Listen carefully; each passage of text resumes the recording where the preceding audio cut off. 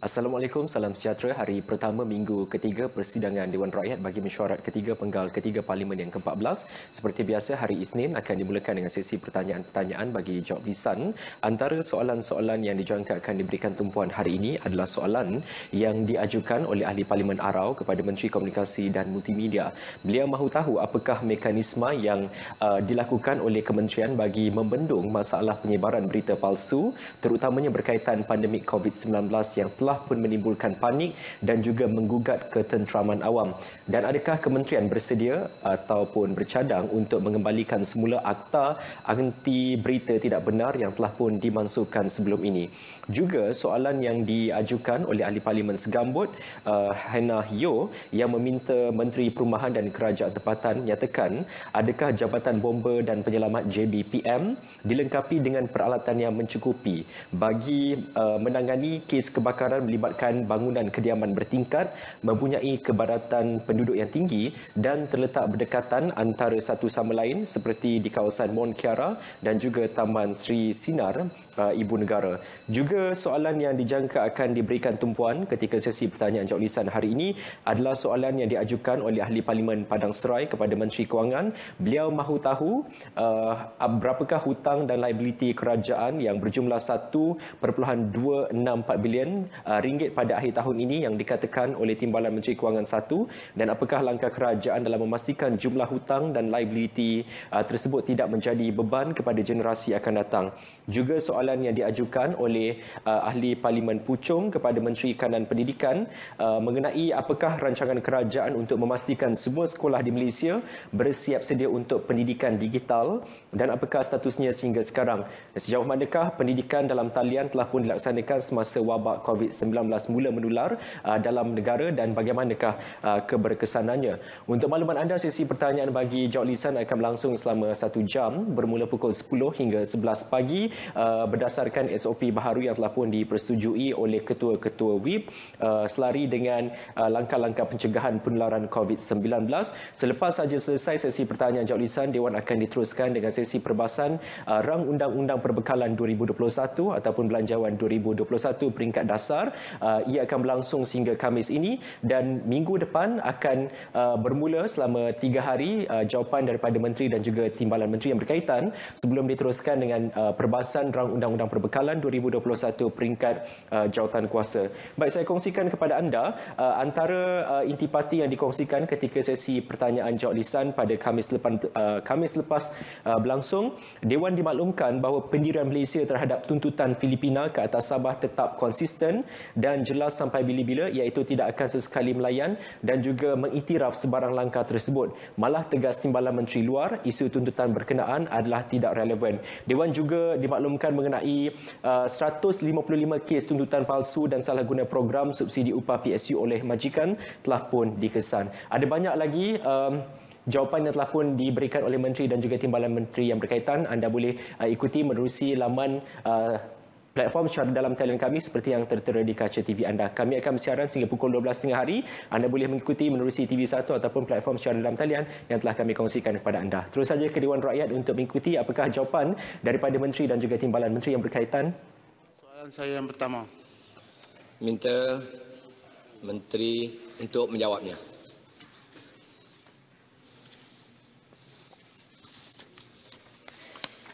Tuan Yang Di-Pertua, untuk maklumat ahli yang berhormat, izinkan saya menjawab soalan ini bagi mewakili yang berhormat Menteri Komunikasi dan Multimedia Malaysia. Ini kerana YB Menteri telah dimaklumkan pada malam tadi bahawa beliau tidak dibenarkan untuk memasuki Parlimen kerana telah menjalani swab test awal beberapa hari dari jadual yang telah ditetapkan oleh Parlimen.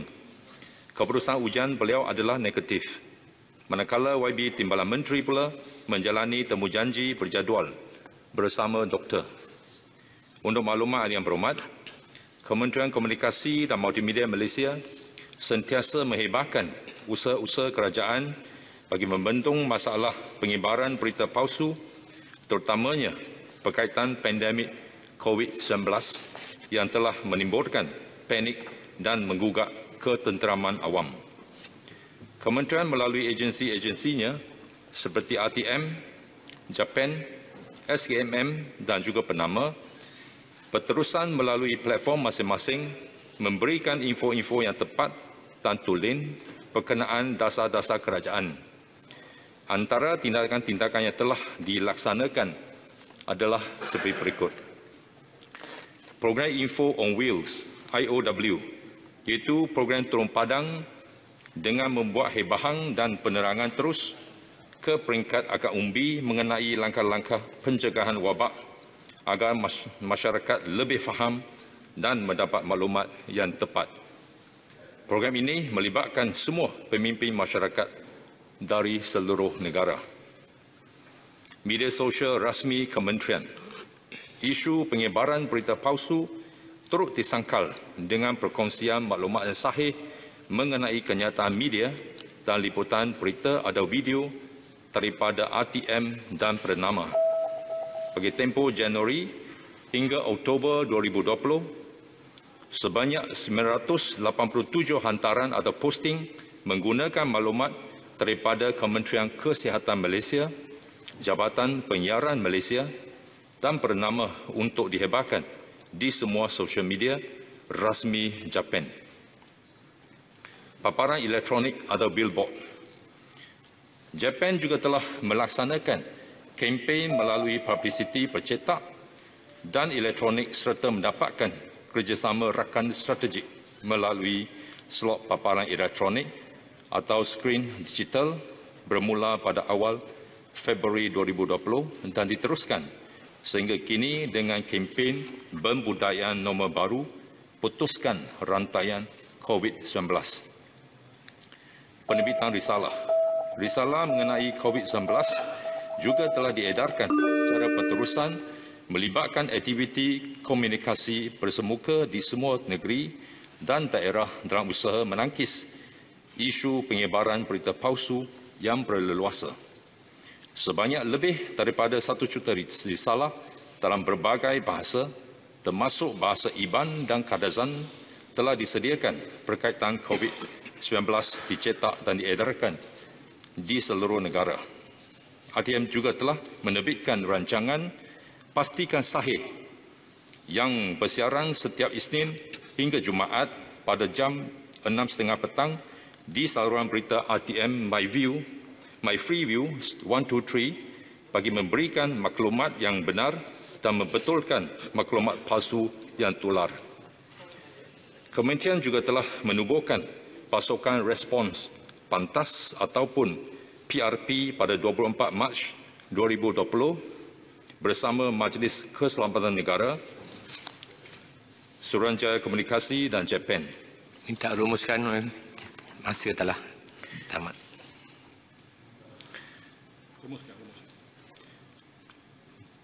Berhubung dengan Akta Anti Berita Tidak Benar dengan berkuat-kuasanya Akta 852, Akta Anti Berita Tidak Benar, Pemangsuhan 2020, Akta 825 yang baru diwatakan pada 30 Januari 2020, sebarang berita palsu, laporan palsu dan penyalahgunaan media sosial ditanangi melalui undang-undang yang sedia ada seperti Kanun Keseksaan, Akta 574, Akta Mesin Cetak dan Penerbitan 1984, Akta 301 dan Akta Komunikasi dan Multimedia 1998 atau 588. Sehubungan itu, kerajaan akan terus mengenal pasti pendekatan yang paling ampuh atau mapan untuk mengekang penyebaran berita palsu bagi memastikan rakyat mendapat berita dan laporan yang sah dan terkini.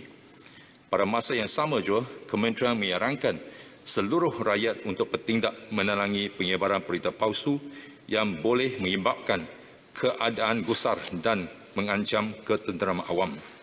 Nasihat diebarkan melalui pelbagai pesanan khidmat awam dengan mesej tidak pasti, jangan kongsi. Sekian, terima kasih. Terima kasih. Sila Araf jika ada soalan tambahan. Yang Mohd Speaker, soalan tambahan. Berita palsu telah menumbangkan sebuah kerajaan BN, dan berita benar telah menaikkan sebuah kerajaan Perikatan Nasional. Jadi, apakah kita tahu bahawa di antara agensi yang mampu untuk mengengkang berita palsu ini ialah JASA, Jadi apakah kerajaan bercadang untuk menguatkan jasa dan juga agensi lain yang berkaitan? Yang keduanya, adakah kerajaan setuju bahawa ketiadaan undang-undang yang bersifat tegas berkaitan berita palsu telah meletakkan Malaysia di kedudukan tercorot berbanding negara-negara lain yang mempunyai undang-undang khusus bagi menangani masalah penyebaran berita palsu? Contohnya, kerajaan Singapura telah memperkenalkan rang undang-undang perlindungan daripada kepalsuan dan manipulasi dalam talian POFMA. Oleh kerana soalan ini agak memerlukan jawapan yang panjang, saya minta Yang Berhormat Menteri untuk jawab secara tertulis. Terima kasih. Sila, Timbalan Menteri. Terima kasih. Akan kita salurkan secara tertulis. Terima kasih. Terima kasih Yang Berhormat Timbalan Menteri. Seterusnya saya ingin menjemput Yang Berhormat Puan Hanayo Xiao Suan Segambut. Tuan Speaker, soalan saya nombor 2. Sila Menteri Perumahan dan Kajian Tempatan jawab 3 minit. Bismillahirrahmanirrahim. Alhamdulillah. Terima kasih Segambut kerana menanyakan soalan ini dan memberi peluang pada saya untuk membuat penjelasannya. Jadi untuk pengetahuan bagi Segambut, Balai Bomba Sri Hartamas adalah dalam kategori A. That means the first level of balai bomba, yang the most equipped, yang banyak dibuat kawal selia. Jadi di Balai Bomba Sri Hartamas ini jauhnya daripada Mount Kiara adalah 1.5 km dan kepada Sri Sinar adalah 6.5 km. Jadi kalau ikut masa yang mengikut KPI, masa yang ditetapkan oleh bomba adalah 10 minit ke bawah. Jadi untuk ke Mount Kiara adalah 4 minit dan juga untuk ke Taman Sinar Suria is 9 minutes, ya. Jadi untuk kelengkapan dalam balai bomba ini, kita ada kelengkapan sebanyak 2 aerial ladder platform, 1 water tanker dan 1 emergency medical rescue dan 2 fire rescue tender. So in case lah ni gambaran dia, in case you might not be familiar with the terminology, inilah ada balai-balai peralatan yang telah ada. Selain pada itu juga dia ada jentera-jentera dan peralatan yang kecil-kecil seperti circular disc, power saw, chainsaw, portable pump, Godiva, Zamro, rescue, mini STO and so on and so forth. Itu yang peralatan yang kecil-kecil untuk dibawa oleh pegawai bomba dalam menangani isu-isu kebakaran ataupun penyelamatan, ya. Jadi untuk sistem-sistem jenis kawalan untuk mengelakkan kebakaran, dia ada mengikut kategori perumahan, mall, hotel dan sebagainya. Jadi untuk perumahan dan juga untuk mall, kita ada sistem-sistem pemadam api untuk rumah, ya, dan sistem hos gelung untuk rumah.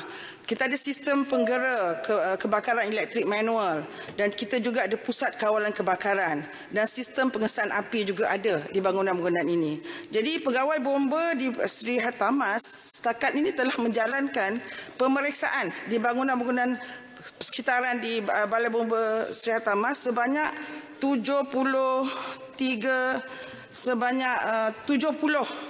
kali pada tahun ini dan disasarkan sebanyak 103 kali yang harus mereka laksanakan. Jadi ada lagi 33 lawatan inspection yang harus mereka laksanakan. Jadi untuk itu Balai Bomba Sri Hartamas ini dia melapor di Balai Bomba Kuala Lumpur di Hang Tuah, di Balai Bomba Kuala Lumpur, ya. Jadi apa-apa komunikasi itu akan dikaitkan ataupun linkkan, disambungkan dengan Balai Bomba Kuala Lumpur yang menjadi main untuk balai-balai bomba di seluruh Kuala Lumpur. Terima kasih. Terima kasih. Sila, soalan tambahan pertama. Sila. Terima kasih Yang Berhormat Menteri atas jawapan tadi. Soalan tambahan saya adalah, apakah perancangan Jabatan Bomba dalam menghadapi kebarangkalian adanya kebakaran yang serius semasa tempoh gangguan bekalan air? Kerana yang saya dapat jawapan adalah dia memang ada standby 1 tanker air, tetapi kalau kebakaran yang serius di kawasan padat seperti ini yang juga merangkumi banyak rumah kampung yang ada sublet kepada warga asing, dan kebakaran memang selalu berlaku di kawasan ini. Terima kasih. Terima kasih. Sila Menteri, 1 minit. Untuk kebakaran dalam tempoh COVID ni, terutamanya bila kita kena harus mematuhi SOP dan sebagainya, tapi dari segi perkhidmatan kebombaan itu tidak menjadi halangan kerana mereka selalu dapat laluan trafik, ya, untuk ke tempat itu. Jadi dari segi air, persediaan air untuk memadamkan api, selain daripada tanker yang ada di Balai Bomba Sri Hartamas, di Balai Bomba Sri Hartamas juga dibantu oleh Balai Bomba TTDI Jaya dan juga Balai Bomba Jinjang. So dia antara Balai Bomba supporting Balai Bomba di kawasan Sri Hartamas. Dan Balai Bomba juga ada kelonggaran untuk menggunakan pilih-pilih air yang ada di kawasan situ, untuk dibuka pilih-pilih air untuk digunakan mengambil air untuk membantu memadamkan kebakaran. Dan berbagai cara lagi untuk memastikan bahawa kita ada cukup bekalan air untuk memadam api. So itu ada di antara perkara-perkara yang memang standard yang selalu dilaksanakan oleh bomba ketika ada kebakaran. Terima kasih. Terima kasih. Seterusnya saya jemput Yang Berhormat Datuk Seri Haji Ahmad Haji Maslan, Pontian. Datuk Yang Pertua, rakyat dijaga jangan siakan, bulan November penuh acara. Soalan 3 tolong jawabkan, hasil sumber galian negara. Sila Menteri Tenaga dan Sumber Asli jawab. Tempoh masa 3 minit. Terima kasih Datuk Seri Yang Pertua, hebat pantun tu. Kementerian Tenaga dan Sumber Asli merupakan peneraju kepada pengurusan mampan sumber asli negara dan dengan itu berperanan menggerak usaha untuk membangunkan industri mineral sebagai salah satu sumber ekonomi baru negara. Pada masa ini, terdapat 3 kategori mineral utama yang terdapat dalam negara dan dilombong secara komersial, iaitu mineral berlogam, mineral bukan logam dan mineral tenaga. Anggaran keseluruhan nilai rizab sumber mineral negara adalah 4.11 trilion yang dinilai berdasarkan harga semasa.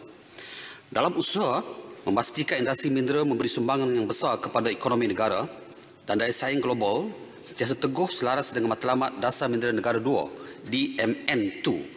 Kerajaan melalui agensi-agensinya akan melaksanakan langkah-langkah seperti berikut. Pertama, menggalakkan lebih banyak aktiviti eksplorasi sumber mineral dijalankan terutama kajian dan pembangunan ke atas mineral strategik seperti elemen nadi bumi bukan radioaktif, membangunkan produk nilai tambah dalam setiap rantaian nilai termasuk penggunaan teknologi baru bagi mengurangkan impak negatif industri ini terhadap alam sekitar dan memantapkan pengurusan sumber mineral melalui pengukuhan undang-undang dan menjadikan sumber mineral sebagai sumber kekayaan baru negara. Kementerian ini sedang membangunkan Pelan Transformasi Industri Mineral Negara 2021 hingga 2030, tim 2021-2030 untuk meningkatkan daya saing industri mineral supaya mampu menjadi penyumbang utama kepada ekonomi negara. Gerak kerja yang dirangka dalam tempoh 10 tahun akan memastikan perubahan transformasi mineral ke arah impak lebih tinggi terhadap pembangunan ekonomi dan pendapatan negara di samping meningkatkan taraf hidup rakyat. Seperti Yang Berhormat sedia maklum, sumber nadi bumi contohnya merupakan salah satu mineral strategik yang memiliki permintaan tinggi di kalangan pemain-pemain industri bagi tujuan penggunaan dalam sektor otomotif, pembinaan, penghilangan teknologi dan lain-lain. Jika dilihat dalam situasi semasa, permintaan sumber REE dijangka meningkat dari tahun ke tahun berikutan revolusi industri 4.0. Di samping itu, taburan sumber REE yang hanya wujud di setengah negara menjadi penentu kepada kawalan bekalan dan permintaan, supply and demand di peringkat global. Dan ini secara tidak langsung menyumbang kepada peningkatan harga REE dunia. Berdasarkan kajian tinjauan yang telah dijalankan oleh Jabatan Mineral dan Geosains Malaysia, Malaysia memiliki potensi sumber REE untuk dibangunkan yang mencecah sehingga USD 182 bilion, iaitu bersamaan dengan ringgit Malaysia 747.2 bilion.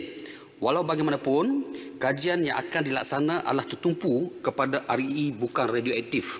Selain REE, bauksit juga merupakan mineral yang masih punya potensi untuk dibangunkan mengikut rekod JMG kira-kira 181.5 juta tan metrik sumber bauksit yang bernilai kira-kira 20.3 bilion masih berpotensi untuk dibangunkan. Pada masa ini, pembangunan bauksit hanya aktif di Johor dan Pahang. Kerajaan juga telah membangunkan SOP, aktiviti pembangunan dan pengeksportan bauksit yang telah digunakan pakai di negeri Pahang dan Terengganu. Berdasarkan sebuah hasil hutan, ianya diusahakan berdasarkan prinsip pengurusan hutan secara berkekalan, termasuk menetapkan catuan tebangan 5 tahun. Ini bagi pastikan sektor ini terus dapat menyumbang pada pertumbuhan ekonomi, tetapi pada masa sama kawasan berhutan masih terus dikekalkan. Terima kasih. Soalan tambahan pertama, sila Pontian. Terima kasih. 4.11 triliun ringgit, Datuk Yang Dipertua. Itu disebut oleh Yang Berhormat Menteri. Bukankah itu satu angka yang cukup besar pada ketika negara tahun ini, tahun 2020, kekurangan hasil 42 bilion ringgit. Tahun depan, negara terpaksa berhutang 85 bilion ringgit. Sedangkan kita ada 4.11 triliun ringgit hasil bumi. Saya nak tanya Menteri, daripada 4.11 triliun itu, apakah halangan-halangan untuk kita menghasilkannya? Contoh macam nadir bumi tanpa radioaktif, bauxite tanpa pencemaran alam, hutan yang berkekalan. Apakah kementerian punya perancangan untuk membangunkan industri mineral negara ini sebagai industri utama, bukan industri sampingan di negara kita? Terima kasih. Sila Menteri, 1 minit. Terima kasih Yang Berhormat Pontian. Melihat kepada potensi besar kepada hasil bumi negara, benar sebagaimana disebut oleh Yang Berhormat Pontian, 4.11 triliun adalah sangat besar, dan kajian sedang dilakukan. Dan kita berkeyakinan bahawa kajian yang lebih spesifik, lebih teliti akan tentu membolehkan kita mengesan lebih besar nilai daripada ini. Untuk itu, beberapa perkara yang penting, terutama mineral yang bukan radioaktif dan memenuhi standard dan juga dasar-dasar negara akan hanya diberi tumpuan. Bagi pastikan sektor industri mineral dapat dibangunkan secara holistik dan memberi pulangan pada masa panjang, Kementerian Tenaga dan Sumber Asli sebagaimana saya sebut tadi sedang merangka cadangan pelan transformasi industri mineral negara yang akan dilancarkan oleh Yang Amat Berhormat Perdana Menteri tidak berapa lama lagi. Ini merupakan satu inisiatif bagi merancang semula industri mineral dengan perancangan yang dicadangkan dalam tempoh 10 tahun. Pelan transformasi ini akan dipacu dengan matlamat dan sasaran yang lebih jelas serta dibangunkan melalui pengukuhan teras utama yang merangkumi aspek tabik urus, berkesan, holistik, pembangunan industri, pembangunan data maklumat serta kemajuan teknologi dan inovasi. Bagi pihak kementerian, kita akan memastikan sasaran ditetapkan sepanjang 2020 hingga 2030 itu berjaya dicapai mengikut garis masa yang dirancang. Ini merupakan salah satu inisiatif dalam memastikan proses pembangunan industri mineral dapat dilaksanakan secara sistematik agar usaha untuk membangunkan industri mineral boleh diteruskan pada fasa-fasa untuk pembangunan dan kita tidak tertumpu kepada penjualan bentuk raw tapi lebih pada downstream industri bagi membolehkan kita mewujudkan peluang-peluang pekerjaan dan rantaian ekonomi lain. Kesemua teras ini melambangkan hasrat kementerian dalam pastikan pembangunan industri mineral menjadi salah satu penyumbang besar kepada ekonomi negara sebagaimana disebut oleh Yang Berhormat tadi. Hal ini termasuklah sebagaimana saya sebut, pembangunan industri mineral tidak tumpu kepada aktiviti pelombongan huluan semata-mata, tapi lebih tumpu kepada hiliran dan mewujudkan industri-industri yang berkaitan. Malahan ia akan berkembang luas hingga ke aktiviti pemprosesan, penghasilan produk berasaskan nilai-nilai mineral.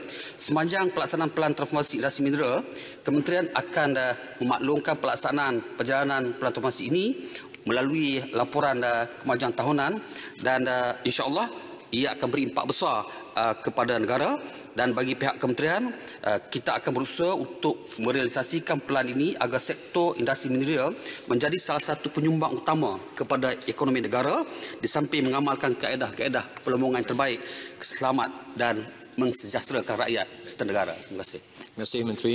Seterusnya saya ingin menjumpa Yang Berhormat Dr. Mazli Malik Simpang Rengam. Terima kasih Tuan Ketua. Soalan saya nombor 4.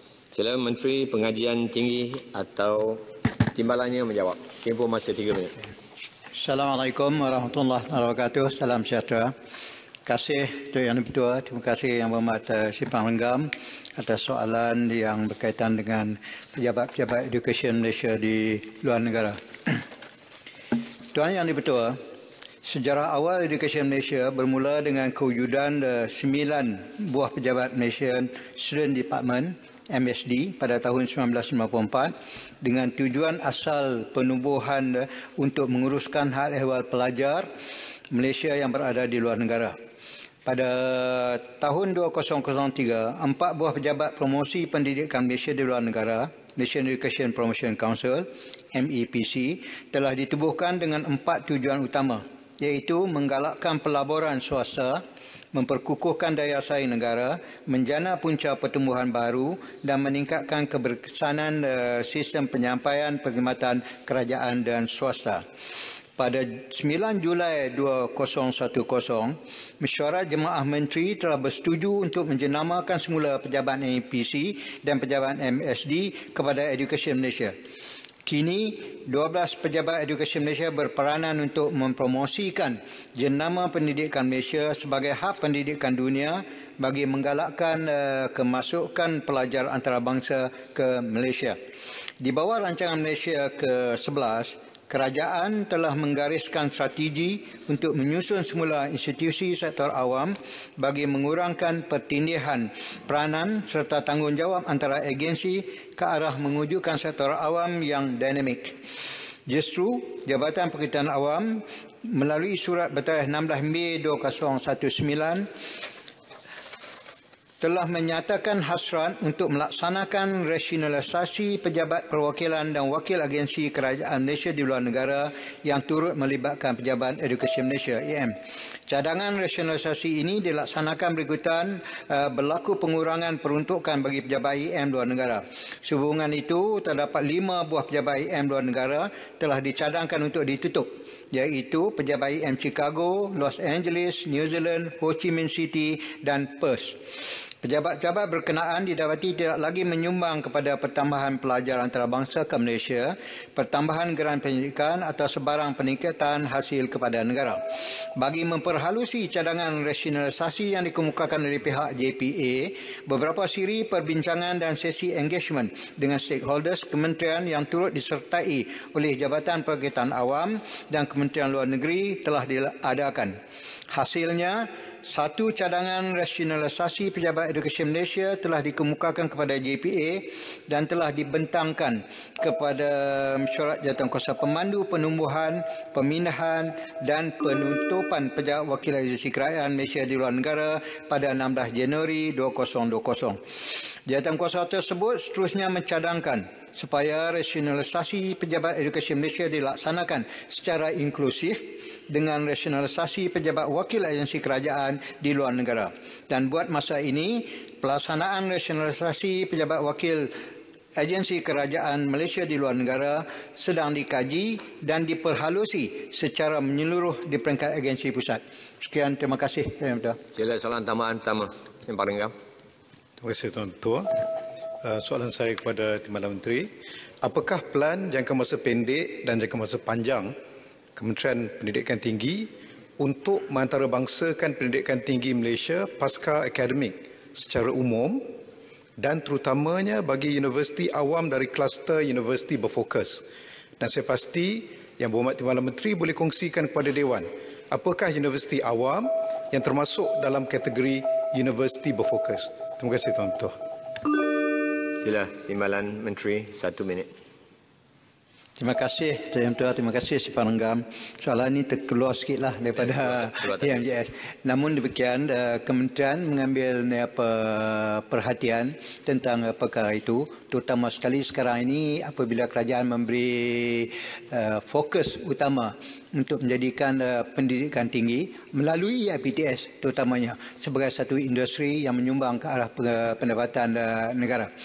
Justru itu beberapa usaha promosi dilaksanakan bersama-sama dengan IPTS dan juga dengan universiti awam untuk mendapatkan pelajar-pelajar di luar negara di samping untuk mempertingkatkan mutu dan kualiti penyampaian pembelajaran di universiti tempatan, seperti mana juga yang telah diusahakan oleh mantan menteri yang dilakukan oleh Simpang Renggam dulu juga. Terima kasih. Terima kasih Timbalan Menteri.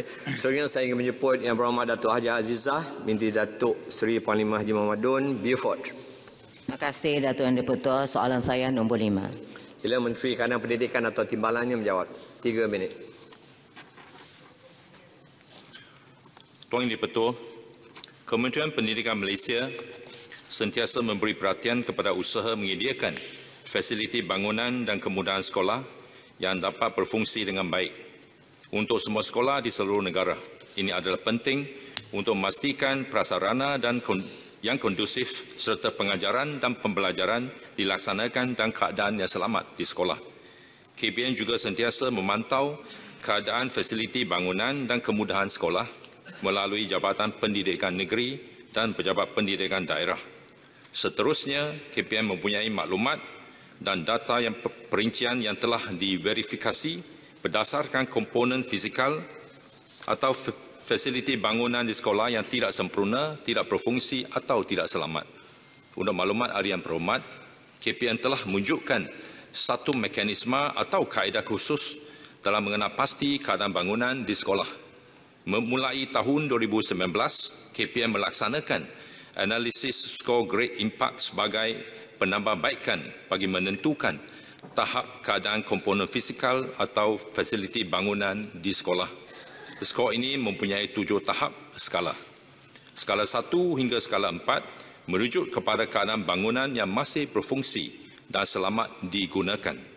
Manakala skala 5 adalah bangunan yang dilaporkan oleh pihak sekolah sebagai tidak selamat.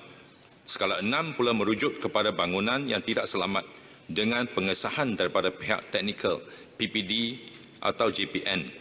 Sementara skala 7 merujuk kepada bangunan yang tidak selamat dengan pengesahan daripada Jabatan Kerja Raya atau JKR. Melalui penilaian ini, KPM dapat menentukan keutamaan untuk melaksanakan projek pembangunan semula atau menaik taraf bangunan sekolah yang tidak selamat digunakan.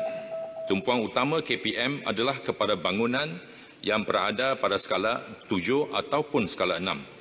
Bangunan daif ini akan dibaik pulih, dinaik taraf atau dibina bangunan gantian. Tata cara yang dilakukan bagi mengenal pasti keadaan fizikal bangunan sekolah adalah seperti berikut. Yang pertama, maklumat mengenai keadaan fizikal bangunan sekolah disediakan oleh pihak sekolah dan disahkan oleh pengetua atau guru besar sekolah.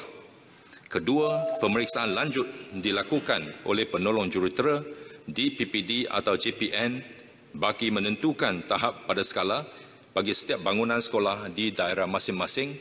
Dan yang ketiga, pengesahan keadaan fizikal oleh agensi teknikal iaitu JKR terhadap bangunan daif yang berada pada skala 6 dan skala 7 serta membuat cadangan tindakan selanjutnya ke atas bangunan tersebut. Pada masa yang sama, KPM juga melaksanakan kerja-kerja penyelenggaraan bagi bangunan sekolah yang masih boleh diperbaiki berdasarkan keperluan tertakluk kepada keutamaan dan kedudukan kewangan semasa kerajaan. Terima kasih. Terima kasih Timbalan. Sila Buford, soalan tambahan pertama. Terima kasih Datuk Yang Dipertua dan terima kasih kepada Yang Berhormat Timbalan Menteri. Saya ingin bertanya di sini bahawa pada tahun 2020 kita tahu bahawa sekolah yang daif ini adalah tidak kondusif untuk pembelajaran para pelajar kita. Maka pada tahun 2020 di seluruh negeri Sabah, berapakah bilangan sekolah-sekolah berskala 6 dan 7 itu yang telah dinaik taraf dan dibaik pulih, dan berapakah peruntukan yang terlibat, dan adakah ini juga melibatkan menaik tarafkan talian internet ke sekolah-sekolah? Saya juga ingin tahu adakah kementerian mempunyai timeline dengan izin ataupun tempoh masa yang tertentu untuk menyelesaikan pelaksanaan bangunan-bangunan sekolah yang daif dan memerlukan naik tarapan ini, memandangkan sekarang kita berada dalam keadaan pandemik COVID-19 ini. Terima kasih. Sila Timbalan Menteri. 1 minit. Terima kasih. Untuk maklumat harian berhormat Buford, setakat ini terdapat 466 buah sekolah yang mempunyai bangunan yang daif di Sabah, dan untuk Buford kita telah sebanyak 15 projek untuk sekolah dengan bangunan yang daif telah dikenal pasti dan akan dinaik taraf dan kalau perlu dibina semula dengan kos berjumlah 61 juta ringgit. Mengenai timeline untuk penambahbaikan tersebut, itulah kita akan cuba serta upaya untuk melaksanakan dalam masa mengikut jadual. Dan mengenai talian internet, kerajaan buat masa ini tengah berusaha untuk mempekalkan melalui jendela untuk bukan saja kepada sekolah, bahkan untuk semua rakyat di negara ini. Terima kasih. Terima kasih, Timbalan Menteri. Minta maaf sempurna tidak di peraturan mesyuarat kita tetapkan satu soalan tambahan saja. Terima kasih. Seterusnya saya jemput Yang Berhormat Tuan Karupaya Anak Lelaki Mutusami, Padang Serai. Terima kasih Datuk Yang di-Pertua. Saya mula dengan sebuah pantun. Kerajaan tukar peraturan sini sana. Rakyat sedang pening dan sengsara. Tolong henti susahkan rakyat. Soalan saya nombor 6. Tolong betulkan angka dari RM1.264 bilion kepada RM1.264 trilion. Terima kasih Yang di-Pertua. Datuk Seri. Sila Menteri Kewangan atau Timbalan menjawab. 3 minit. Terima kasih Tuan Yang di-Pertua. Yang Berhormat Padang Serai, Kalai Wanakkam, Dipavali Nal Vertical, Nala Arukyam Peruga. Thank you. Dengan izin Tuan Yang di-Pertua. Untuk makluman Yang Berhormat Padang Serai, sahabat saya, seperti mana yang setelah jelaskan di Dewan Yang Mulia ini, hutang kerajaan persekutuan sehingga akhir September 2020 adalah sebanyak 874.3 bilion ringgit atau 60.7% daripada KDNK.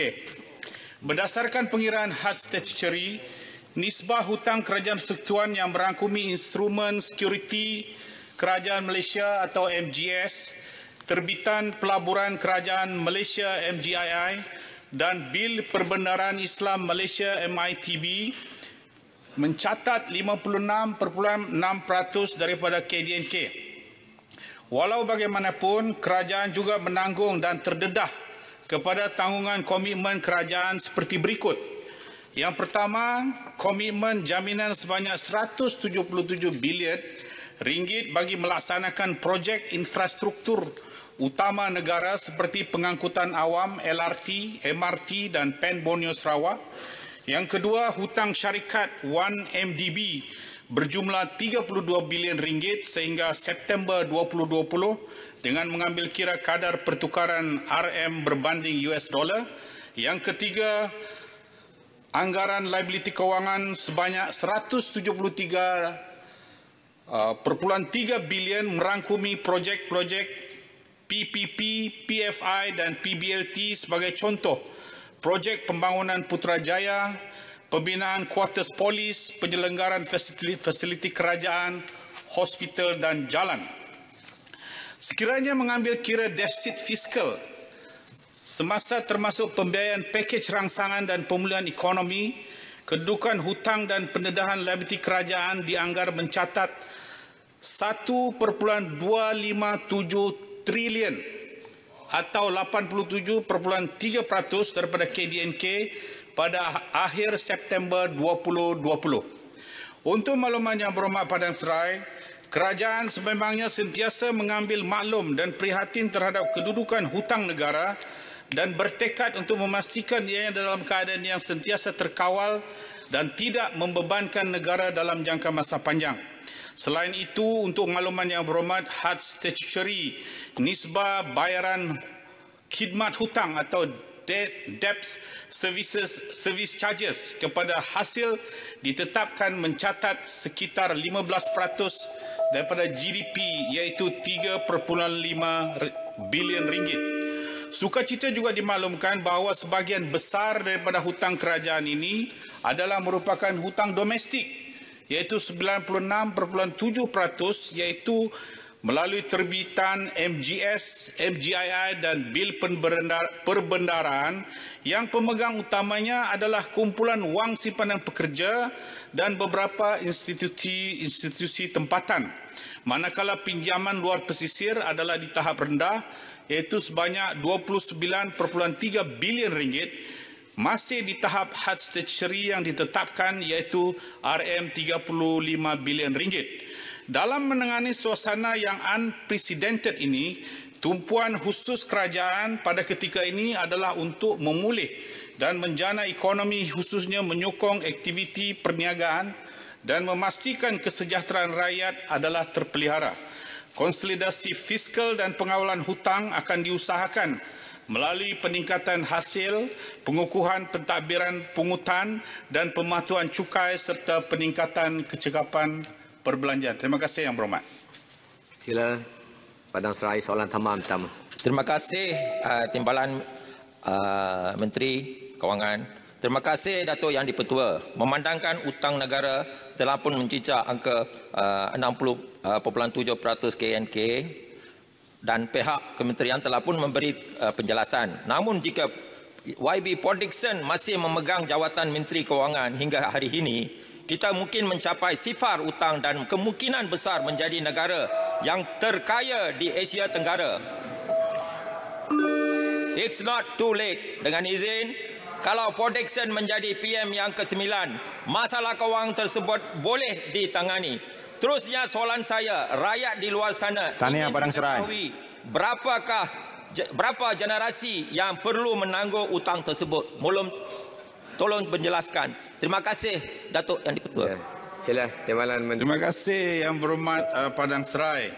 Untuk makluman Yang Berhormat, kalau kita melihat sejarah hutang negara ini, ianya sebenarnya bermula pada tahun 1997 apabila negara kita berhadapan dengan krisis keuangan global, krisis keuangan Asia Tenggara yang mana pada ketika itu kita ekonomi kita telah diserang, sistem keuangan kita diserang sehingga menyebabkan kejatuhan mata wang dan ini menyebabkan kita terpaksa berbelanja untuk memastikan ekonomi kita dapat dijana semula dan bermula daripada 1998 kita mengalami defisit 98 1.8, 2013 3.8 dan kalau kita ingat pada tahun 2009 kita mengalami satu krisis ekonomi, kita telah membelanjakan defisit sebanyak minus 6.7%. Jadi sebenarnya ini adalah merupakan perkara lama. Yang penting sekali pinjaman itu adalah dibuat berdasarkan untuk membiayai pembangunan negara dan tidak digunakan bagi perkara-perkara yang lain. Dan apa yang kita lihat hari ini, apa yang kita belanjakan telah pun dapat memacu negara kita sebagai sebuah negara yang maju. Dan kalau kita bandingkan dengan negara-negara lain, sebenarnya kita tidaklah negara-negara lain juga mengadakan hutang. Kalau kita lihat misalnya di negara-negara yang serantau seperti Indonesia, Filipina misalnya, pada ketika 2005 65.8% dan begitu juga Thailand 48.3%, Singapura 94.0% pada 2005 dan pada ketika ini Singapura misalnya pada tahun 2020 nisbah hutang mereka ialah 155.3%. Itu saja. Terima kasih Yang Berhormat. Terima kasih Menteri. Tanya jawab tulisan seterusnya saya ingin menjemput Yang Berhormat Datuk Haji Muhammad Fasiah, Sabak Bernam. Bismillahirrahmanirrahim. Assalamualaikum warahmatullahi wabarakatuh. Sekarang hampir musim tengkujuh. Soalan Sabak Bernam nombor 7. Sila Menteri Pembangunan Luar Panda untuk menjawab. 3 minit. Datuk Yang Pertua, memang sistem lampu jalan berkuasa solar ni memang menjimatkan. Justru itu Kementerian Luar Bandar sedang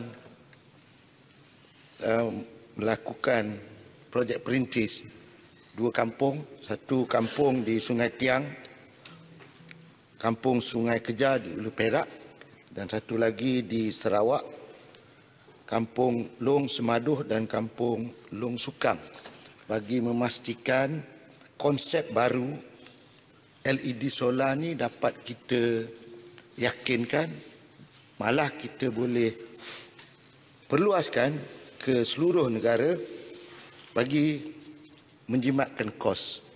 Terima kasih. Sila soalan tambahan pertama. Terima kasih Yang Ketua, terima kasih kepada Yang Berhormat Menteri yang telah memberikan jawapan sebentar tadi.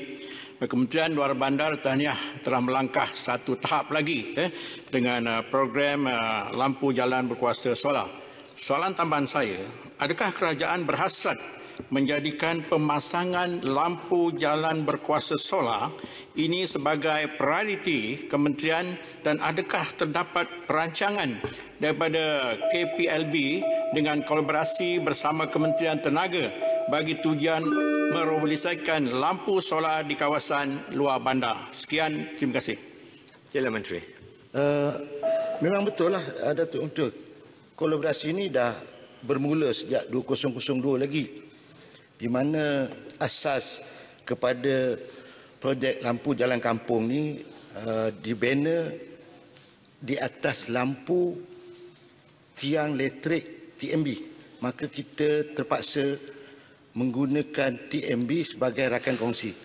Tetapi bila kita ada LED, tiang dia tak perlu bergantung kepada tiang TMB. Dan sos atau punca kepada menyalanya lampu ni daripada solar. Jadi dia tidak ada kaitan. Kurang daripada itu, satu dasar baru perlu dibuat. Dan dasar ni bermula sewaktu saya diberi amanah untuk jaga hal-hal kampung ni. Jadi sabar sedikit kerana proses ini mesti melalui proses yang telus. Procurementnya mesti transparent. Tender ni mesti terbuka supaya orang kampung dapat lampu pada kadar yang paling murah. Terima kasih. Terima kasih. Selanjutnya saya ingin menjumpa Yang Berhormat Tuan Chan Fung Hin, Kota Kinabalu. Ya, bersama kita pintakan belanjawan. Soalan saya soalan 8. Sila Menteri Sains, Teknologi dan Inovasi jawab. Tempoh masa 3 minit. Terima kasih Datuk Yang di-Pertua. Izinkan saya menjawab bersekali soalan ini dengan soalan bertarikh 19 November daripada Kota Semarahan, Lumut dan Bandar Kuching, serta dengan merujuk jawapan kepada soalan lisan nombor 6 yang telah saya kemukakan pada 4 November yang lepas yang menyentuh isu yang sama. Untuk pengetahuan ahli yang berhormat, kerajaan sentiasa bertegas untuk tidak berkompromi dalam soal keselamatan serta keberkesanan sesuatu vaksin. Namun kerajaan juga menyedari keadaan semasa memerlukan penyelesaian jangka masa panjang dan ini termasuklah menyekat penularan COVID-19 yang seterusnya mampu memulihkan semula ekonomi rakyat dan negara dengan kadar segera. Justru mesyuarat Jemaah Menteri telah bersetuju tentang keperluan Malaysia bagi mendapatkan akses kepada vaksin COVID-19 sebaik mungkin. Bagi tujuan ini, Jawatan Kuasa Khas Akses Bekalan Vaksin COVID-19 JKJAV telah ditubuhkan pada 14 Oktober yang lalu, memainkan peranan sebagai jawatan kuasa induk bagi merancang, melaksana dan memantau keseluruhan strategi pembekalan vaksin COVID-19. Menerusi jawatan kuasa ini terdapat 2 buah jawatan kuasa kecil, iaitu jawatan kuasa kecil polisi vaksinasi kebangsaan dan pemilihan calon vaksin yang sesuai, serta jawatan kuasa kecil kewangan dan perolehan yang diberi tanggungjawab untuk proses pemilihan dan perolehan kepada vaksin COVID-19 yang akan diluluskan serta menyediakan mekanisme vaksinasi kepada seluruh negara. Menurut WHO, sehingga 13 November yang lalu, terdapat 11 calon vaksin yang berada di ujian klinikal fasa 3. Sehingga kini kerajaan telah berkomunikasi dengan 10 pengeluar vaksin tersebut. 8 pengeluar telah dihubung secara terus dan 2 lagi melalui fasiliti COVAX. Terdapat beberapa rundingan yang berada di fasa akhir dan pengumuman rasmi akan dibuat apabila ianya telah dimeterai tidak lama lagi. Rundingan tersebut meliputi aspek kerjasama dalam pelbagai peringkat, termasuk pembangunan vaksin, R&D, pertukaran saintis, pembangunan fill and finish, pemindahan teknologi, logistik, cold chain, termasuk pembelian vaksin, finished product, sebagai jaminan akses bekalan vaksin untuk negara. Maklumat terperinci tidak dapat diumumkan kerana masih berada di bawah terma non-disclosure agreement. Menerusi penyertaan di dalam fasiliti COVAX, Malaysia mendapat akses bekalan vaksin COVID-19 sebanyak 10% daripada populasi negara dan kerajaan sedang berusaha untuk mendapatkan 60% untuk mencukupkan sasaran imunisasi kebangsaan bagi tujuan immunity kelompok ataupun herd immunity sehingga 70% jumlah populasi negara.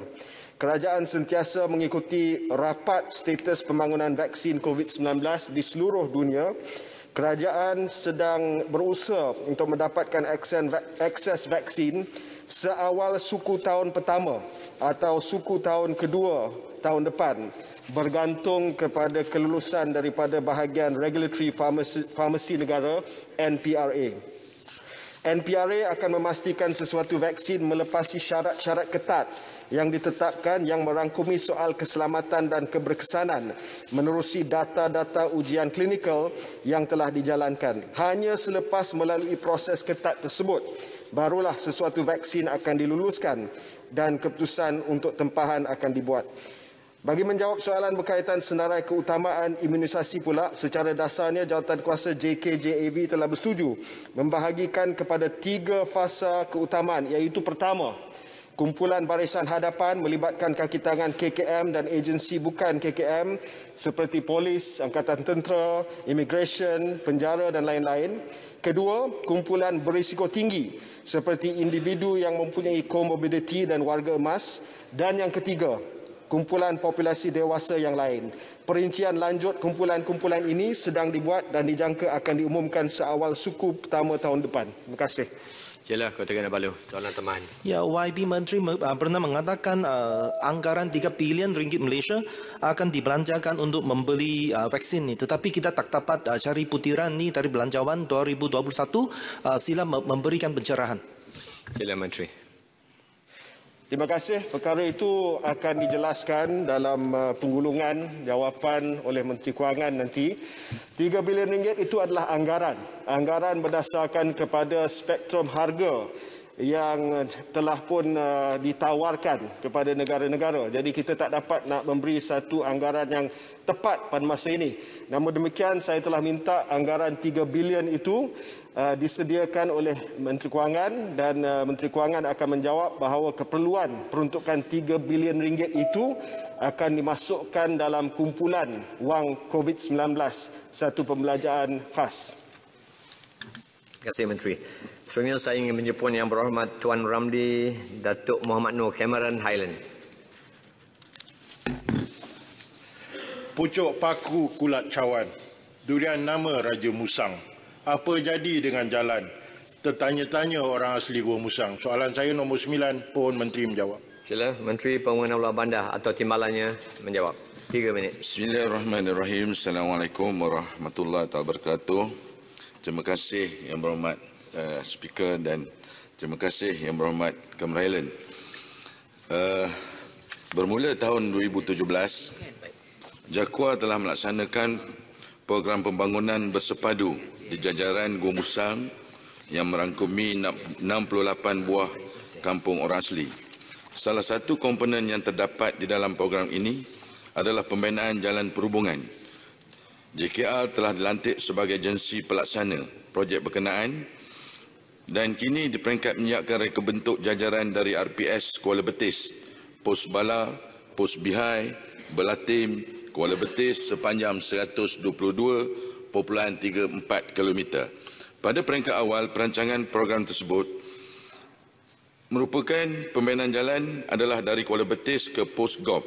Walau bagaimanapun jajaran jalan terpaksa diubah kerana cadangan pembinaan empangan negeri oleh TMB yang akan menyebabkan kawasan tersebut tenggelam. Meskipun perancangan kami hampir siap, kami sedang meneliti plan bagi membina jajaran baru dari Pos Tohoi ke Pos Gop setelah mengambil kira kawasan pembinaan empangan tersebut. Pihak Kementerian Pembangunan Luar Bandar melalui JAKUA akan meneliti plan dan melakukan tinjauan bagi mengenal pasti tapak jalan baru yang lebih sesuai. Perkara ini sedaya upaya kami cuba selesaikan sebaik mungkin dalam masa terdekat ini. dan perancangan ini pun telah masuk dalam pelaksanaan bagi tahun ini. Terima kasih. Terima kasih, Tuan Menteri. Sila soalan tambahan, Cameron Highland. Memandangkan keadaan pembinaan pangan yang disebut oleh Menteri tadi masih dalam perancangan, apakah plan jangka masa pendek bagi JAKUA bagi menaik tarafkan jalan perhubungan antara pos Tohoi dan pos Guap ini? Sila, Timbalan Menteri, 1 minit. Terima kasih Yang Berhormat Cameron Highland. Untuk pengetahuan Yang Dipertua, Cameron Highland ini merupakan seorang yang memang sentiasa berjuang untuk masyarakat orang asli. Dan saya telah mengikuti beliau dari semasa ke semasa bersama dengan beliau meninjau tempat-tempat tersebut. Dan soalan yang diutarakan oleh beliau, setakat ini kami sedang dalam usaha untuk melaksanakan regrading jalan tersebut dan akan meletakkan krusheran bagi meningkatkan kualiti jalan yang sedia ada ini. Kita faham bahawa jalan ini memang agak panjang, 122 km lebih, iaitu hampir daripada Kuala Lumpur hingga ke Kuala Lumpur sebenarnya panjang jalan yang nak dibina ini. Jadi kami akan pastikan bahawa dalam musim hujan ini kita cuba sebaik mungkin untuk regrading jalan tersebut. Terima kasih. Terima kasih, Tuan Menteri. Seterusnya saya ingin menjemput Tuan Gwabin Sing Deo, Puchong. Tuan Speaker, soalan 10. Sila, Menteri Kanan Pendidikan atau Timbalan menjawab 3 minit.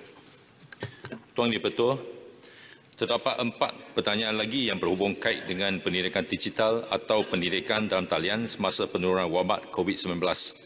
Oleh itu, izinkan saya menjawab pertanyaan pada hari ini serentak dengan pertanyaan daripada YB Tambun pada 19 November 2020, YB Moore pada 25 November 2020, YB Marang pada 1 Disember 2020 dan YB Pentulu pada 7 Disember 2020. Dan ini saya minta Tuan Dipertua untuk berikan sedikit lebih masa untuk saya menjawab soalan berikut. Teruskan. Kementerian Pendidikan Malaysia komited untuk terus memperkasa sektor pendidikan negara agar dapat mengangkat martabat Malaysia dalam dunia pendidikan di peringkat global. Bagi mencapai matlamat ini, KPN sentiasa berusaha untuk menambah baik dan memenuhi keperluan semasa dalam pendidikan termasuk pelaksanaan pendidikan digital. Untuk maklumat yang berhormat, KPN sedang di peringkat akhir merangka strategi pelaksanaan yang komprehensif dalam memperkasa pendidikan digital negara. Antara tumpuan utama termasuklah meningkatkan akses internet di sekolah di seluruh negara dan juga keperluan pemilikan peranti oleh murid.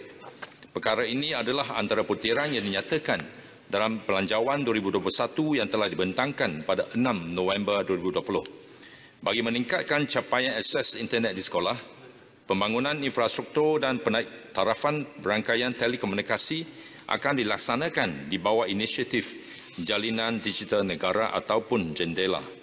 Ini akan melibatkan 430 buah sekolah di seluruh negara. Di samping itu, KPN akan melaksanakan program rintis pemilikan peranti oleh murid yang melibatkan 150,000 orang murid di 500 buah sekolah. Program ini akan membolehkan murid mengikuti pembelajaran secara dalam talian dengan lebih berkesan.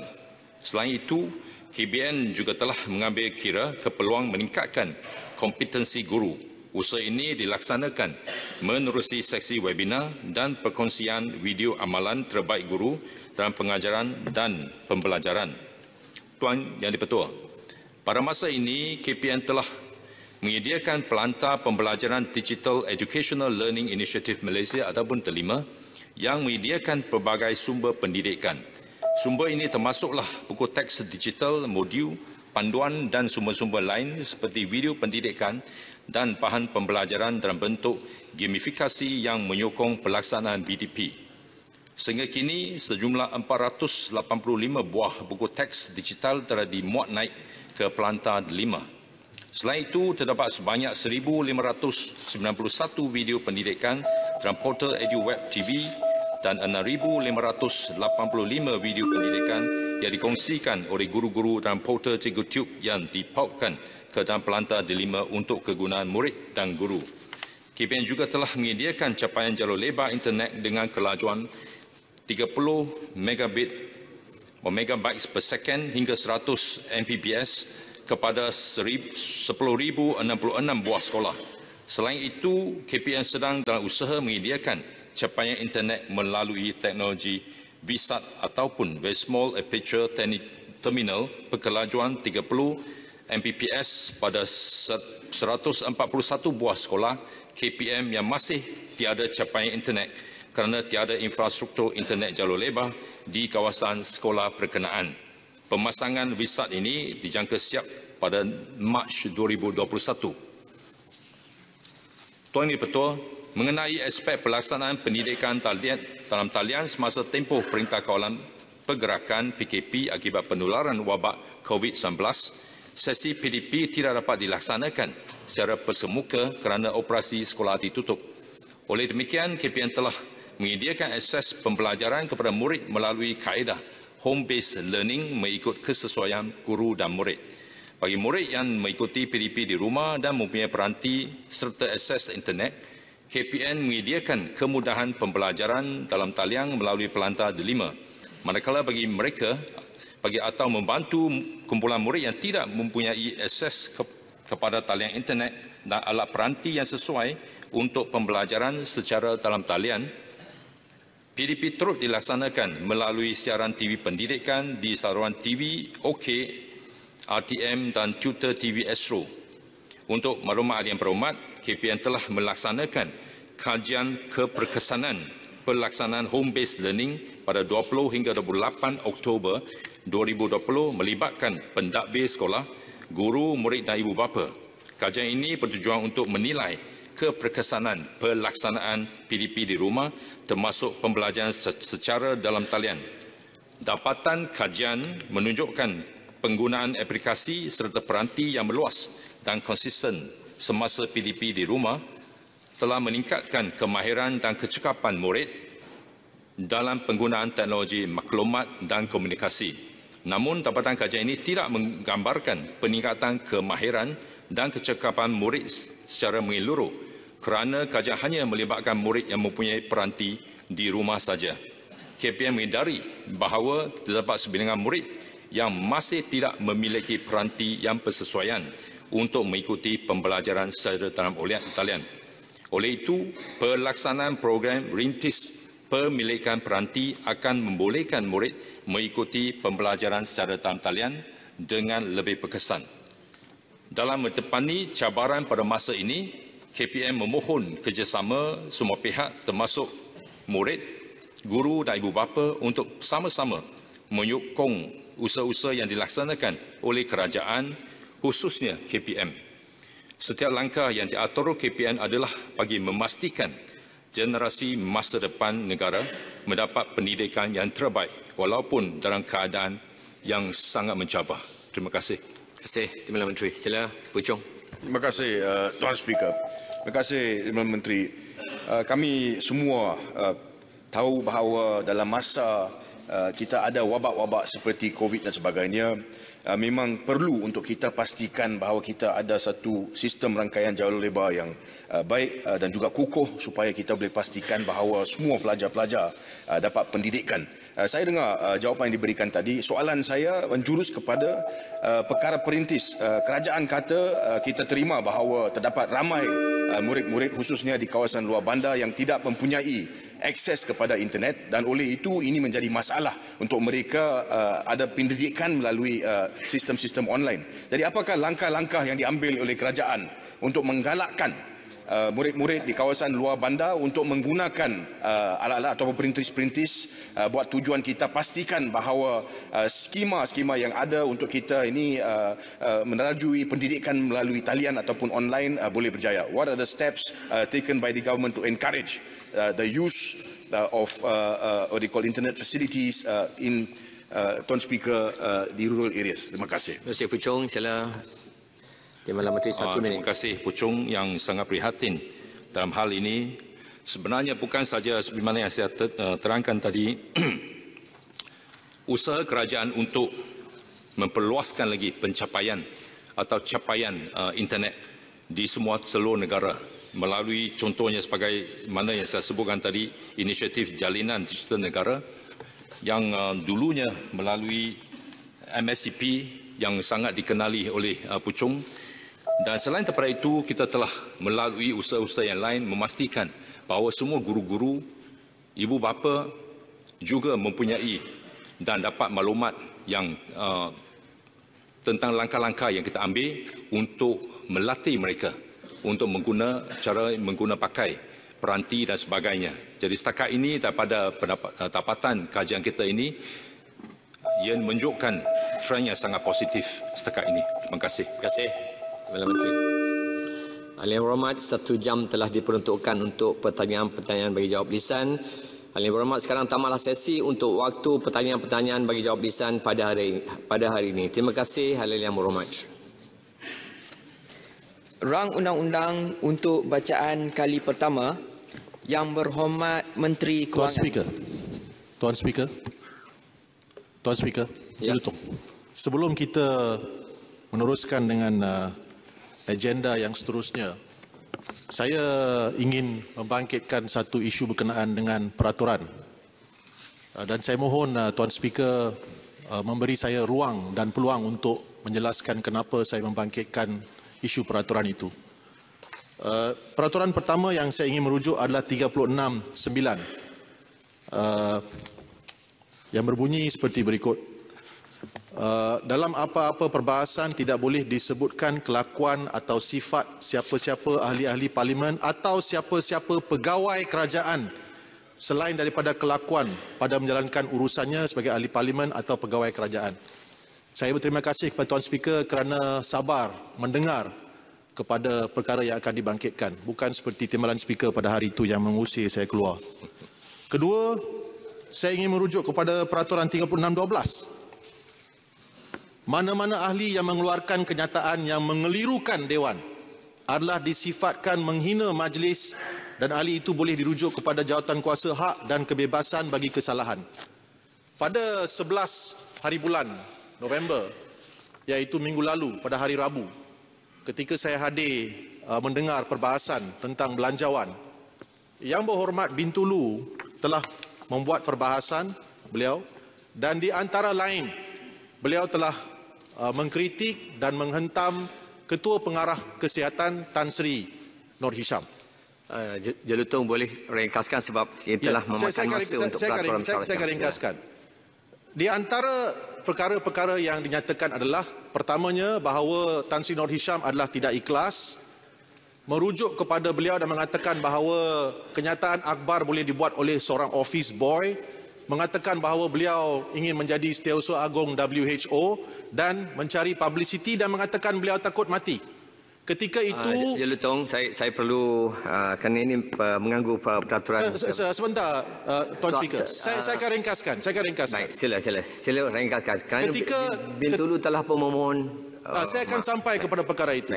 Ketika saya bangun dan membantah kepada perbahasan beliau, memohon beliau supaya menarik balik kenyataan tersebut, memohon maaf, beliau tidak berbuat demikian. Dan seakibatnya beliau telah mengulangi kenyataan itu beberapa kali dan walaupun saya telah membantah, saya diusir keluar oleh Timbalan Speaker dan kemudiannya pada 12 hari bulan Yang Berhormat Kepong juga telah diusir keluar. Maka saya dan berkenaan dengan permohonan maaf beliau mengatakan bahawa beliau memohon maaf di luar kerana beliau tidak mahu mengganggu prosiding Dewan, kelancaran prosiding Dewan dan untuk keharmonian masyarakat di Malaysia. Pertamanya, saya berpendapat bahawa permohonan maaf itu adalah tidak ikhlas. Kerana permohonan maaf itu perlu dibuat dalam Dewan yang mulia ini kerana kenyataan beliau yang menghentam dan mengkritik the most important civil servant, kaki tangan utama kerajaan kita pada masa sekarang. Jelutong, macam ni. Ya, saya akan habiskan. Perlu dibuat. Ringkaskan cepat supaya saya ada jawapan kepada apa yang perlu dibuat dalam Dewan yang mulia ini. Pertamanya. Keduanya, kalau beliau telah memohon maaf, maka keputusan oleh Timbalan Speaker adalah keputusan yang kurang bijak. Menghalau saya keluar dan juga menghalau Yang Berhormat Kepong keluar. Baik, Jelutong. So, saya memandang Jelutong, bila dah sebut keputusan Speaker, the presiding Speaker, dia telah buat keputusan. Saya nak menggunakan peraturan 43. Sekiranya Yang Berhormat Julutong apa yang disebutkan tadi, sila buat usul bertulis kepada pejabat dan kita akan uruskan perkara tersebut. Baik. Saya telah pun menghantar satu usul pada hari Khamis dan usul itu telah diterima, iaitu memohon supaya Yang Berhormat Bintulu memohon maaf di Dewan Yang Mulia ini. Dan dengan itu saya juga memohon supaya keputusan yang dibuat terhadap saya dan juga Yang Berhormat Kepong itu ditarik balik. Baik, saya akan usul diterima tapi keputusan belum diumumkan lagi, belum dibuat. Saya harap nanti pejabat speaker akan buat keputusan tersebut. Boleh? Baik. Terima kasih Yang Berhormat Julutong. Saya ingin teruskan dengan urusan pada hari ini. Sila.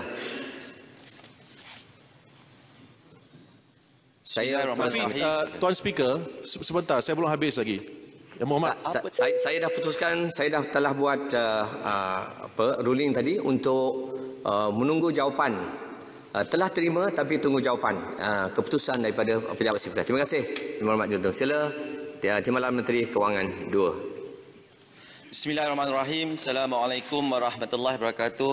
Tuan Yang Dipertua, saya mohon mengemukakan rang Undang-Undang Kewangan 2020.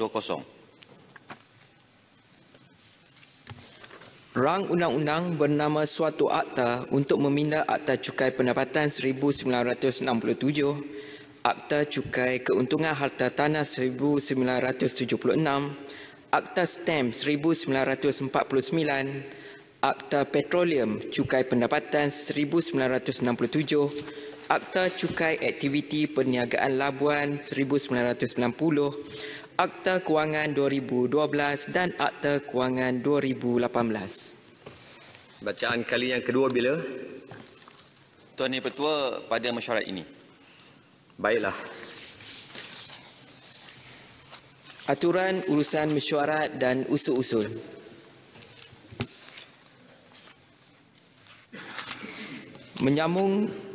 Menyambung semula perbahasan atas masalah bahawa rang undang-undang ini dibacakan kali yang kedua sekarang. Yang Berhormat, sekarang saya menjemput Yang Berhormat Libaran untuk menyambung perbahasan tempoh masa 15 minit. Kemudian diikuti oleh Yang Berhormat Sempurna, kemudian diikuti oleh Yang Berhormat Tanjung Karang. Sila Yang Berhormat Libaran. Bismillahirrahmanirrahim. Assalamualaikum warahmatullahi wabarakatuh. Terima kasih Datuk Yang Dipertua kerana memberi peluang kepada Libaran untuk mengambil bahagian dalam perbahasan Belanjawan 2021. Selamat pagi dan salam sejahtera kepada rakan-rakan yang berada di Diwan Yang Mulia ini. Terutama sekali saya ingin menzahirkan terima kasih kepada Yang Amat Berhormat Perdana Menteri Tan Sri Muhyiddin Yassin yang saya kasihi kena prihatin serta mengucapkan tahniah dan sabas kepada Yang Berhormat Menteri Kewangan dan Kerajaan Perikatan Nasional atas pembentangan bajet 2021 pada Jumaat yang lalu. Datuk Yang Dipertua, tidak lupa juga Malaysia dijangka mengalami pandemik atau pertembungan antara dua wabak, iaitu influenza dan COVID-19 pada hujung tahun ini. Mengambil kira pertukaran musim kepada musim hujan, keadaan pandemik berkembar itu tentunya akan mencetus kebimbangan bahawa sistem perubatan dan kesihatan akan menampung beban berlebihan. Justru saya ingin merayuh kepada kerajaan supaya bersiap sedia menghadapi pandemik berkembar ini dan memastikan sistem perubatan dan kesihatan kita dapat memerangi cabaran ini. Datuk Yang Dipertua, baru-baru ini Menteri Kanan Pendidikan telah mengumumkan semua peperiksaan terutama sekali SPM, SBM, STPM, STAM akan ditunda kepada suku pertama tahun 2021. Jadi hal yang demikian sedikit sebanyak membawa kesan kepada IPTA dan IPTS. Namun apa yang saya ingin tekankan, Datuk Speaker, di sini ialah penundaan pengambilan pelajar-pelajar baru di institusi kerajaan pengajian tinggi swasta atau IPTS. Ini sesungguhnya IPTS turut menerima impak langsung kesan COVID-19. Kita dipahamkan sehingga menyebabkan pengambilan pelajar luar negara terhenti. Tambahan pula dengan penundaan pengambilan pelajar baru, iaitu pasti memberi kesan keuangan kepada IPTS. Jadi bayangkan kesan domino yang akan berlaku sekiranya IPTS tidak mempunyai keuangan mapan dan tidak mampu juga meneruskan operasinya.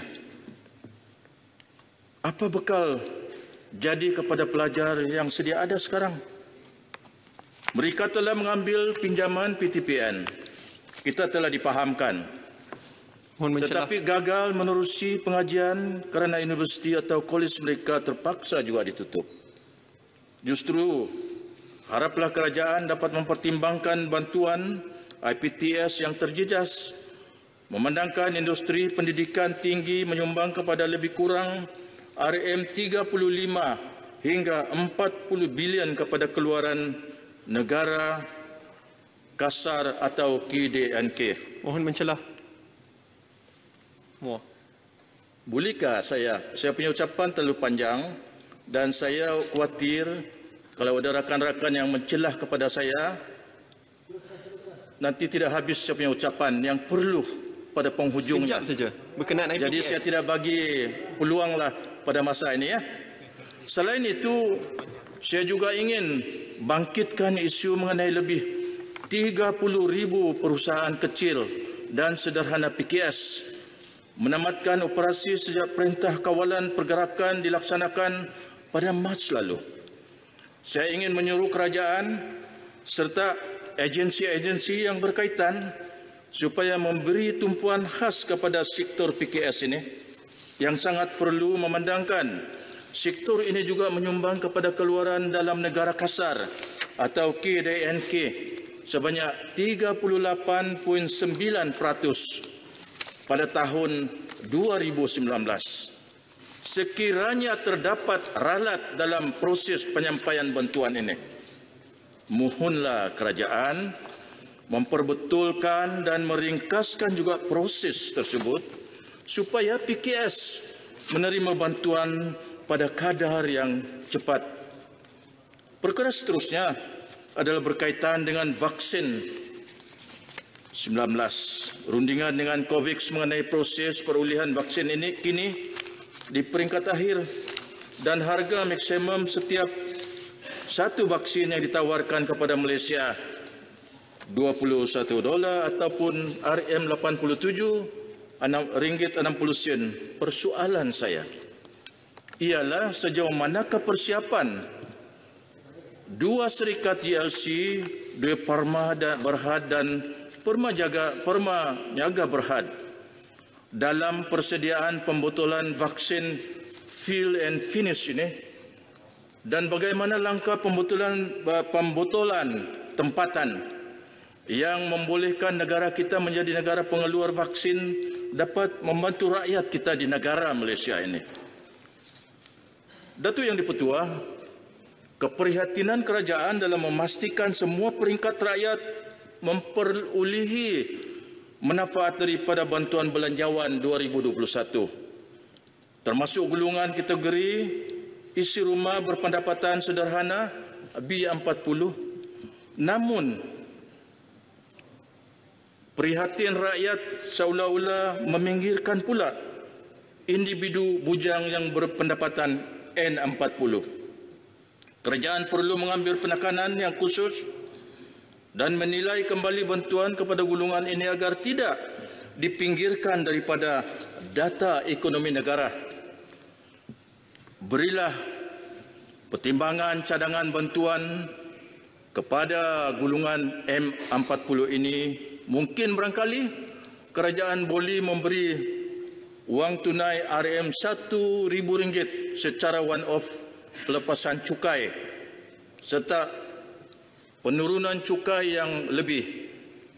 Datuk Yang di-Pertua, peruntukan RM99.4 bilion yang diumumkan dalam Belanjawan 2021 bagi pembangunan strategi digital nasional merentasi sektor industri dan rakyat bagi merapatkan jurang digital secara holistik di bawah Pelan Jalinan Digital atau Jendela. Sejumlah RM500 juta diperuntukkan pula bagi tujuan memastikan kesilang hubungan 430 sekolah ini di seluruh negara meliputi semua negeri bagi pembangunan generasi yang akan datang. Jadi memandangkan pandemik ini telah memberi kesan kepada pembelajaran murid-murid.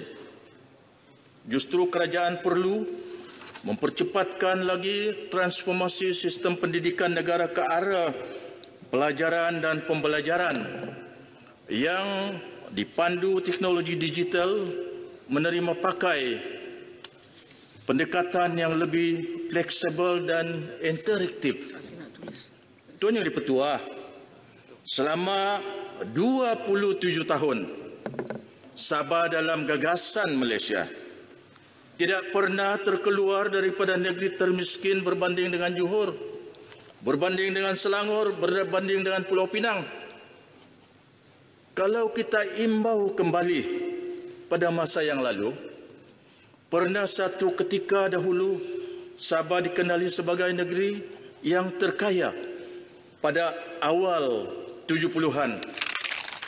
Walau bagaimanapun, Sabah telah dikurniakan dengan sumber asli yang kaya, namun Sabah sekarang agak duka cita merupakan sebagai negeri yang termiskin di negara kita Malaysia ini.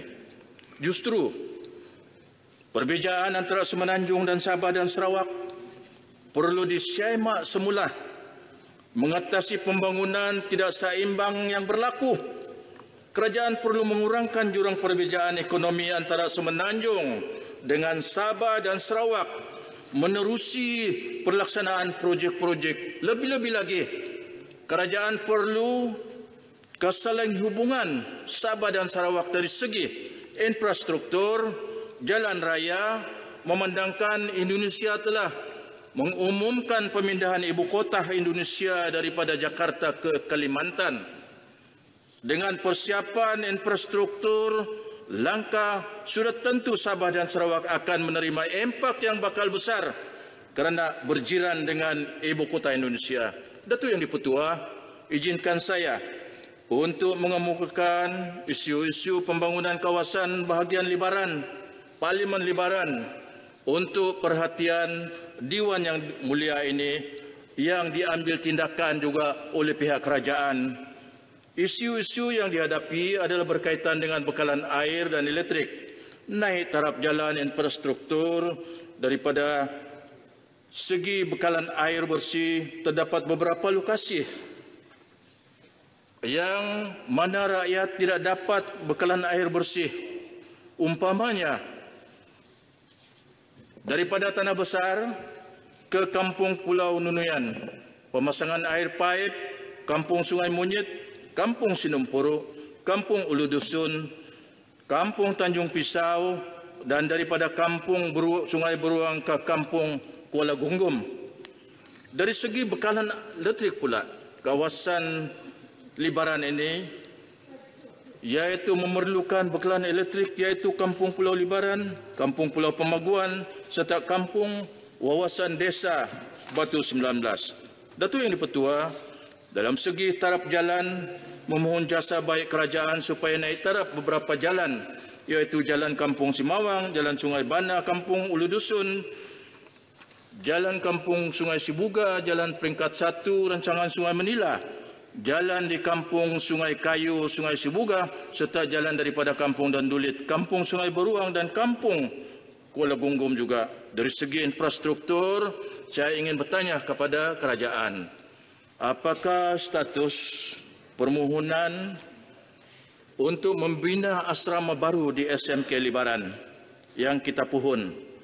Untuk makluman Dewan Yang Mulia ini, Timbalan Menteri Keuangan telah pun membuat lawatan dan tinjauan ke tapak ini, ke tapak tersebut untuk memberi bantuan. Kedua, demi keunggulan ummah, saya ingin merayu kepada kerajaan supaya membina sebuah lagi masjid baru di Kampung Dalian Tengah di kawasan saya. Akibat masjid lama telah pun musnah terbakar. Tidak lupa juga bantuan dihulurkan kepada Dewan Serbaguna Gereja St. Paul Ulu Dusun akibat dilanda musibah angin ribut kencang baru-baru ini. Ketiga, demi kesejahteraan dan kesihatan rakyat, saya ingin merayu kepada kerajaan supaya menaik taraf bangunan Hospital Desus of Ken Sandakan akibat telah usang. Bangunan ini dibina pada tahun 1951 semasa pemerintahan British Borneo Utara. Untuk makluman Dewan Yang Mulia ini, pada bulan September tahun ini, saya telah mengiringi Timbalan Menteri Kesihatan ke hospital tersebut. Pengarah hospital telah pun memberi taklimat yang terperinci kepada Timbalan Menteri untuk diambil tindakan. Alhamdulillah. Datuk Yang Dipertua, sesungguhnya saya ingin melapaskan doa semoga selamat terus maju jaya kepada negara kita Malaysia yang tercinta ini. Walaupun kerajaan baru menghadapi cabaran politik, pandemik dan ekonomi, tetapi alhamdulillah dalam masa yang sama juga dapat diatasi demi kesejahteraan rakyat keseluruhannya. Oleh yang demikian, Datuk Speaker, saya menepati masa yang saya tahu bahawa masa saya akan hampir habis, tetapi dengan ucapan saya ucapan saya pada pagi ini mengakhiri Libaran menyokong Belanjawan 2021 dengan sepenuhnya dan menyokong kepimpinan yang amat berhormat Tan Sri Muhyiddin Yassin sebagai Perdana Menteri. Sekian, wabillahi taufiq wal hidayah. Wassalamualaikum warahmatullahi wabarakatuh. Terima kasih Yang Berhormat Libaran kerana tepat pada masa. Sekarang saya menjemput Yang Berhormat Sempurna. Terima kasih Datuk Yang Dipertua. Saya nak tahu sikit masa dibagi berapa Hari ini semua orang saya dimaklumkan 15 minit. Nak jauh. Kalau boleh, kalau tak boleh tak apa. Tapi kalau boleh tambahlah sikit. Datuk Yang Dipertua, saya sokong 30 minit untuk Datuk Yang Dipertua.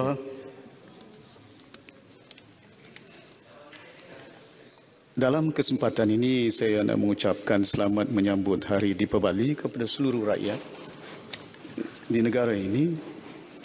Dan dalam kesempatan ini saya juga ingin mengucapkan terima kasih di atas ruang dan peluang untuk membolehkan saya membahaskan belanjawan pada hari ini.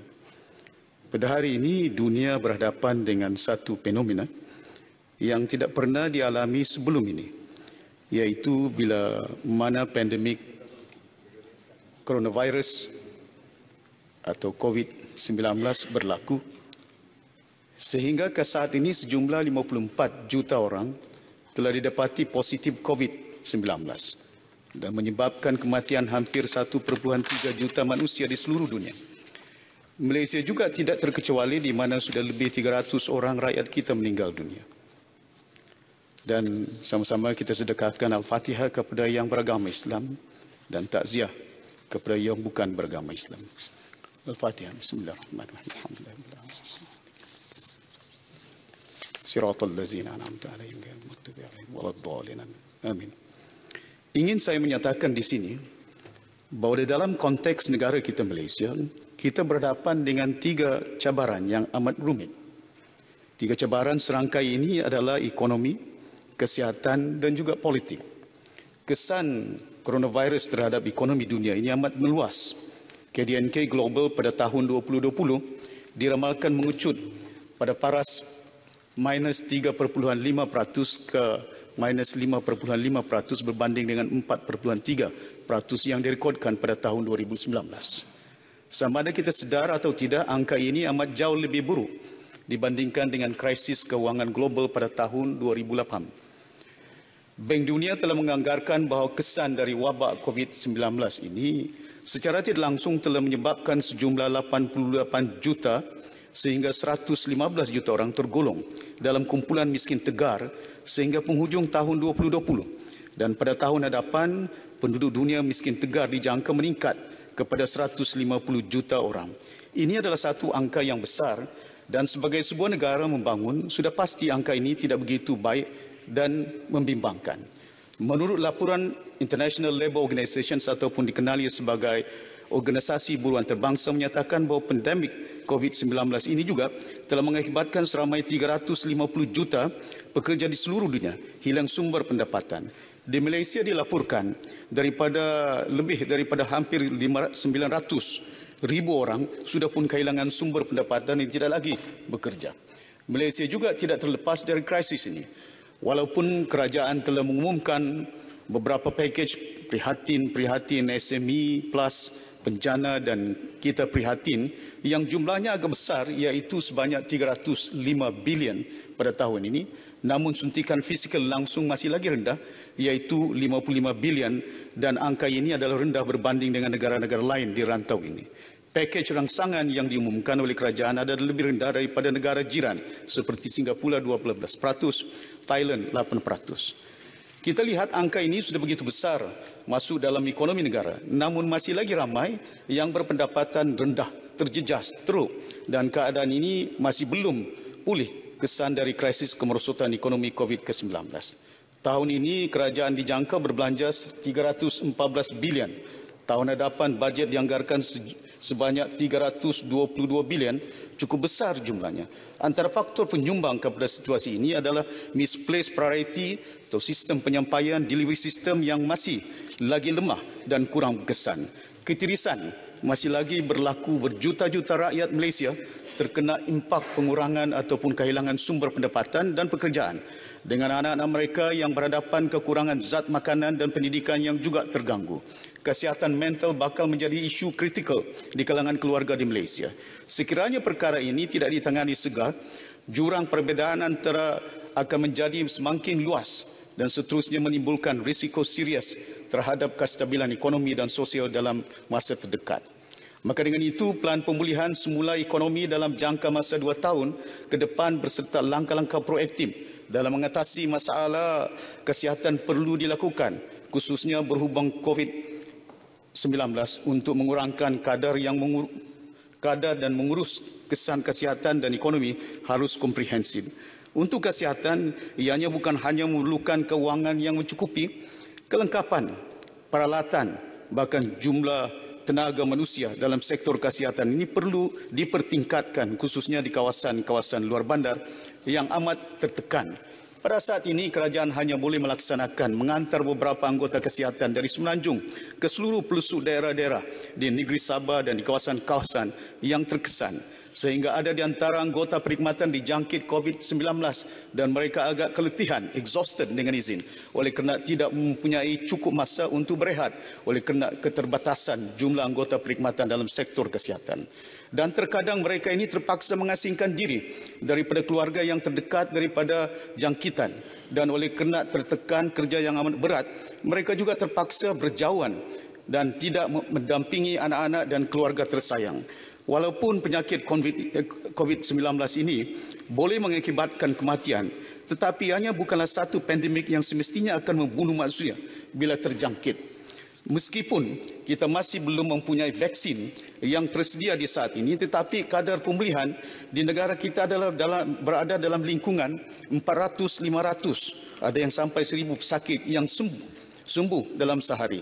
Maknanya kalau setiap insan manusia dapat mengambil langkah-langkah, patuhi kepada setiap SOP seperti memakai topeng muka, melakukan perjarakan sosial, tidak berada di tempat-tempat yang sesak, maka ianya boleh mengurangkan penyakit COVID-19 ini daripada terus merebak. Apa yang seperti kita lakukan di negeri Sabah ialah bila mana COVID-19 terkesan, pada waktu itu kita telah mengambil tindakan tegas menutup pintu masuk kepada pelancong daripada China, khususnya daripada wilayah Wuhan. Iaitu kita mempunyai pelancong yang begitu ramai. Sehingga lebih daripada 3 juta daripada negara China waktu itu. Dan kita bukan hanya mendapat pelancong yang begitu ramai, tapi kita mampu untuk menangani masalah ini dengan baik kerana kita mempunyai sistem war room yang kita lahirkan di peringkat kerajaan negeri ketika itu. Sudah sampai waktu dan ketikanya pihak kerajaan juga perlu menyediakan sempurna boleh. Depan. So, masa agak singkat oleh kena saya nak sikit Kimanis boleh. Sebab ini kalau masa singkat nanti saya bagi maklum. Sudah sampai waktunya dan ketikanya pihak kerajaan juga perlu menyediakan kemudahan yang mencukupi untuk menampung sektor kesihatan dengan membekalkan contohnya perumahan-perumahan kepada anggota perkhidmatan kesihatan dan tidak membebankan mereka terpaksa menyewa penginapan dan agak jauh untuk mereka bergerak dari tempat tinggal ke hospital-hospital ataupun klinik-klinik tempat mereka bekerja. Kalau ini boleh dilakukan terhadap anggota tentera, polis yang bukan hanya mempunyai kemudahan perumahan, malah mereka juga dibekalkan dengan peralatan yang lengkap. Jika perkara yang sama dapat disediakan untuk anggota kesihatan, saya yakin untuk jangka masa yang panjang, banyak masalah dapat diselesaikan dan membantu meningkatkan keupayaan sektor perkhidmatan ini dapat dilaksanakan sebaik mungkin. Langkah untuk membangunkan ekonomi negara ini tidak akan dapat tercapai sekiranya krisis kesihatan tidak diatasi dengan baik. Dengan itu, bantuan untuk mengurus pandemik COVID-19 sikit saya yang berbuat sempurna. Keutamaan bukan hanya dengan melengkapkan bantuan dari segi keuangan. Sebelum yang berbuat sempurna pergi ke manusia yang topik lain saya mau cakap. Di samping itu, isu COVID bila sudah ada vaksin nanti, maka vaksin ini harus diberikan kepada semua. Boleh sekejap. Lepas daripada ini, kalau ada masa saya akan topik COVID. Bila sampai di samping itu, bila sudah ada vaksin nanti, maka vaksin ini harus diberikan kepada semua rakyat di negara ini. Keutamaan perlu diberikan kepada mereka yang terdedah, yang lemah, seperti orang-orang tua, kanak-kanak yang mudah terjangkit dan mungkin tidak mudah bagi mereka untuk diubati. Dalam konteks mengatasi krisis kesihatan, adalah dicadangkan agar pihak kerajaan mengambil tindakan segera dalam masa yang singkat seperti di kawasan-kawasan luar bandar yang mempunyai kemudahan tidak lengkap dan terbatas. Contohnya, tidak mempunyai jumlah ambulans yang ada dan memiliki ambulans juga memerlukan kewangan yang banyak dan waktu yang lama untuk diperolehi, maka adalah dicadangkan untuk menghidupkan ekonomi di peringkat luar bandar yang terlibat dengan pengendalian pengangkutan seperti Yang Berhormat Sempurna, Speaker dah setuju bagi tambahan masa 10 minit pada Yang Berhormat Sempurna. Saya baru dapat maklumat. Silakan. Kalau boleh Kimanis boleh sikit lah. Nanti saya bagi. Selesaikan ini, jangan bimbang sana. Ya. Dalam konteks mengatasi krisis kesihatan, ada dicadangkan agar pihak kerajaan mengambil tindakan segera dalam masa yang singkat seperti di kawasan-kawasan luar bandar yang mempunyai kemudahan tidak lengkap dan terbatas. Contohnya, tidak mempunyai jumlah ambulans yang ada. Ini seperti yang saya nyatakan. Terkadang itu oleh kerana ada pengendali mini-mini bas yang ada di peringkat luar bandar. Takkan kita tak boleh gunakan pengendali mini-mini bas ini untuk membawa pesakit-pesakit yang datangnya daripada luar bandar untuk datang ke klinik. Dan ini merupakan di antara langkah kita menyuburkan ekonomi supaya pemilik dan juga pengendali mini-mini bas ini dapat dibantu dengan secara baik. Maka adalah dijangkakan untuk menghidupkan ekonomi ini akan dapat dipertingkatkan dari masa ke semasa. Datuk Yang Pertua, saya mengambil satu contoh di Long Pasir, iaitu satu kawasan yang agak jauh serta mengambil masa sehingga lebih kurang 5 jam untuk sampai ke hospital yang berhampiran.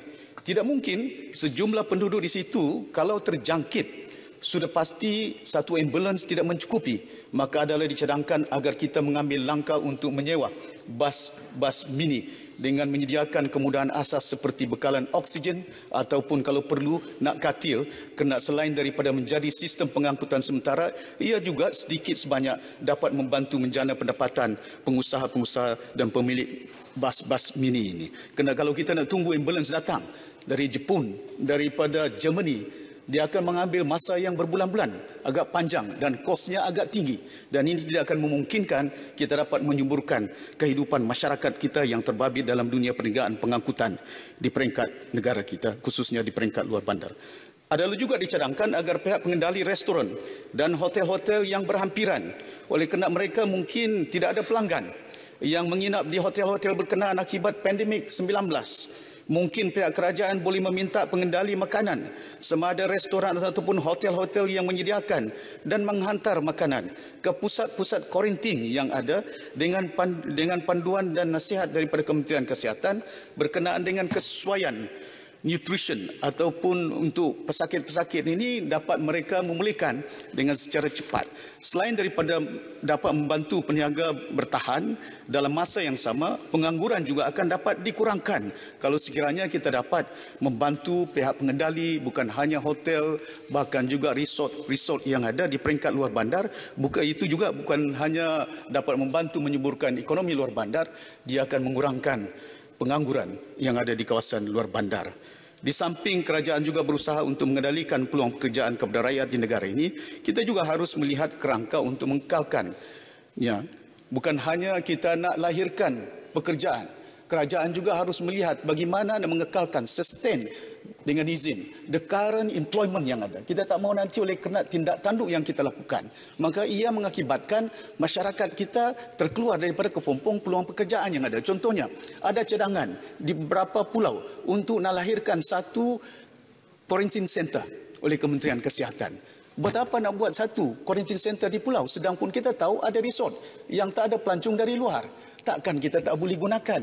Tidak mengambil masa untuk membina quarantine center, tidak memerlukan pelanjangan yang besar, tapi dia boleh menghidupkan masyarakat di peringkat luar bandar. Usaha untuk nak menyuburkan ekonomi kembali adalah penting bagi kita untuk mengetahui bahawa sebahagian besar daripada penyumbang hasil datangnya daripada cukai yang ada.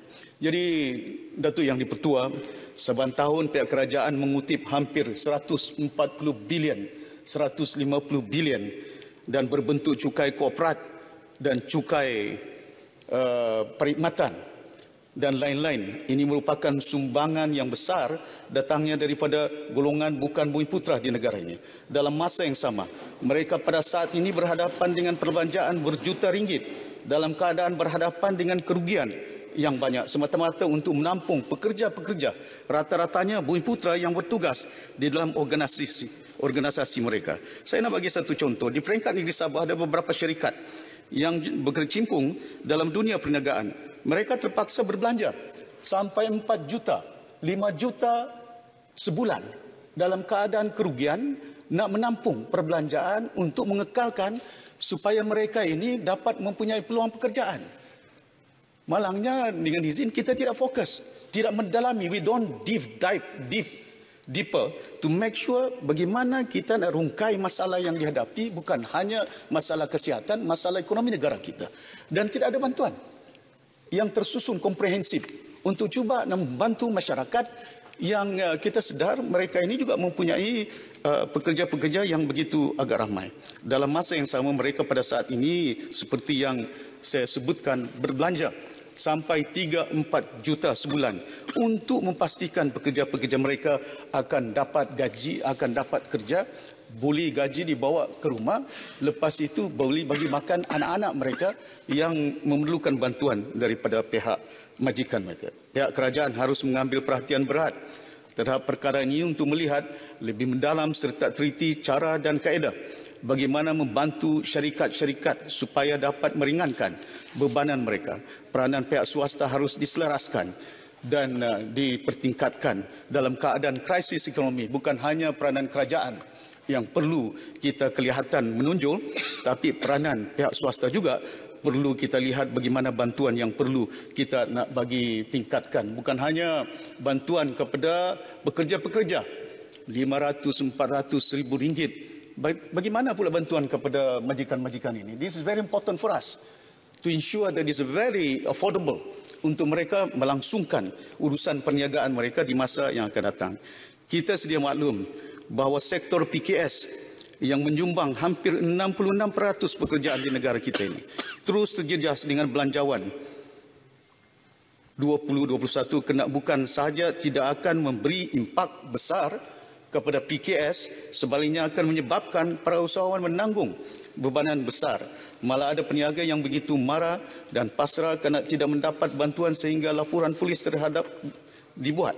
Pertubuhan gemilang agensi pelancongan dan pengusaha bas contohnya berkata bahawa belanjawan yang dibentangkan tidak memberi sebarang manfaat kepada hampir 7,000 pemilik bas persiaran seluruh negara yang hilang puncak pendapatan Februari akibat pandemik COVID-19. Di Johor, terbaris teksi-teksi yang dimiliki oleh pengendali tempatan Bumi Putra yang ada. Mereka hanya menunggu pihak bank akan nak ambil balik kereta-kereta van-van yang mereka dapat perolehi melalui pinjaman daripada pihak-pihak bank ini. Ini merupakan di antara bebanan di peringkat akar umbi yang perlu diselami, bukan hanya kita membuat pendekatan dari segi makro, bahkan juga dari segi mikronya, untuk kita touch the heart of all Malaysian, irrespective of race and religion.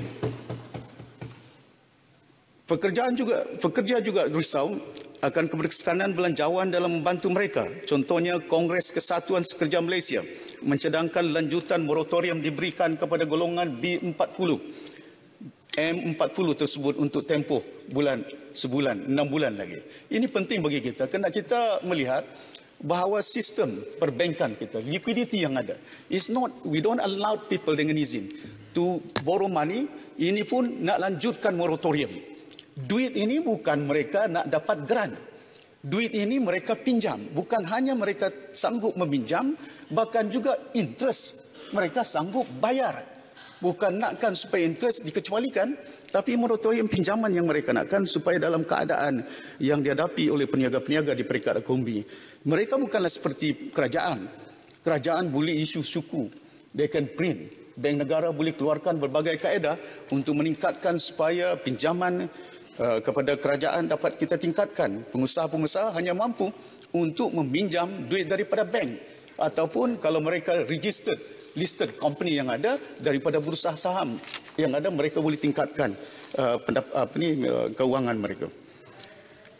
Datuk Yang di-Pertua, malah Persatuan Perubatan Malaysia yang mana ahlinya adalah frontliners hampa dengan belanjawan 2021 kena mengetepikan permintaan mereka. Mereka menjangkakan lebih daripada 200 klinik akan ditutup pada akhir tahun 2020. Mereka juga kesal kerana belanjawan ini yang tidak mengiktiraf isu jawatan tetap dan kontrak untuk pekerja kesihatan yang baru walaupun mereka bertungkus lumus membantu rakyat. Seperti yang kita lihat dalam belanjawan ini, diwujudkan satu badan untuk membolehkan supaya nak bagi peluang pekerjaan kepada rakyat.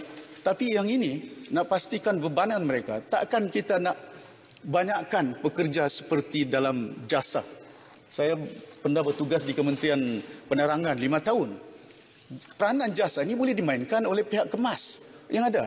Takkanlah kita belanja sampai berpuluh juta, 80 juta, kalaulah kewangan itu digunakan untuk melahirkan nurse-nurse, pekerja-pekerja Kementerian Kesihatan, anak-anak kita yang menganggur, graduan diploma holder di peringkat luar bandar. Takkan ini tidak boleh mampu untuk menjana pendapatan di peringkat negara kita. Ini tak kita belanja sampai 80 juta untuk jasa. Nak menerangkan dasar kerajaan. Takkan TV, RTM, kemas, agensi yang lain tak boleh menerangkan perkara-perkara tentang dasar kerajaan yang ada.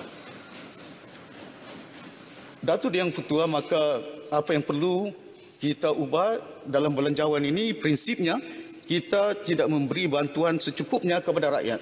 Dan jika syarikat mula tergulung tikar, ekonomi akan merosot tahun hadapan. Ini akan menjadi masalah besar. Keyakinan pelabur dan luar juga akan, dalam dan luar akan merosot. Pertama, bantuan tunai bulanan harus diberikan kepada golongan B40, BM40.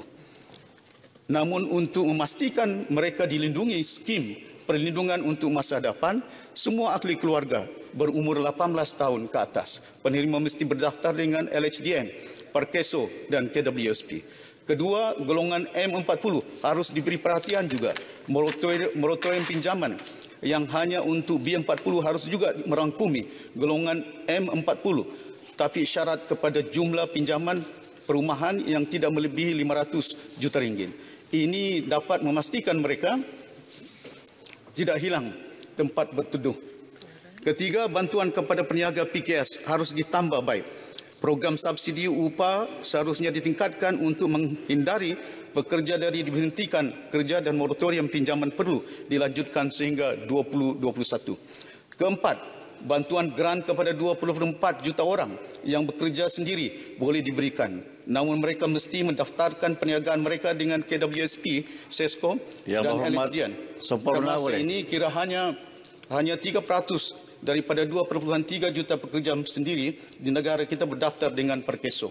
Kelima, pekerja kontrak di Kementerian Kesihatan haruslah disambung atau diserapkan. Mereka ini wira negara, mereka harus diberi bantuan sebaiknya. Keenam, perbelanjaan yang tidak diperlukan boleh ditangguhkan seperti high speed rail, perbelanjaan yang tidak memberi keutamaan, is not a priority project dalam keadaan ekonomi yang dihadapi oleh negara dan rantau dan dunia ini. Seperti kenaikan peruntukan di setengah-setengah kementerian haruslah dikurangkan dan disalurkan kepada sektor kesihatan dan tambah bantuan kepada rakyat. Saya juga telah bangkitkan bagaimana meletakkan negara Malaysia sebagai sebuah negara yang kompetitif.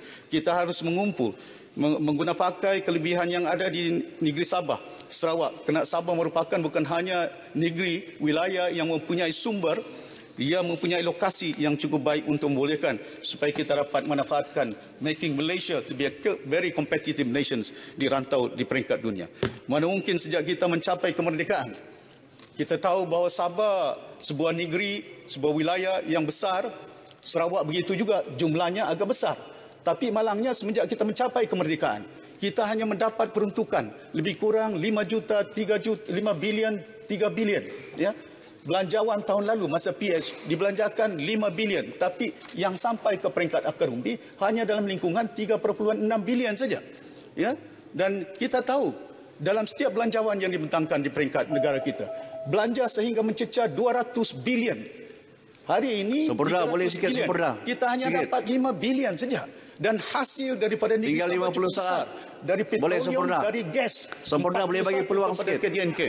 Dan kita rasa ini perkara yang cukup penting. Janji tadi mau bagi ruang kepada saya, boleh? Sikit. Ya, terima kasih.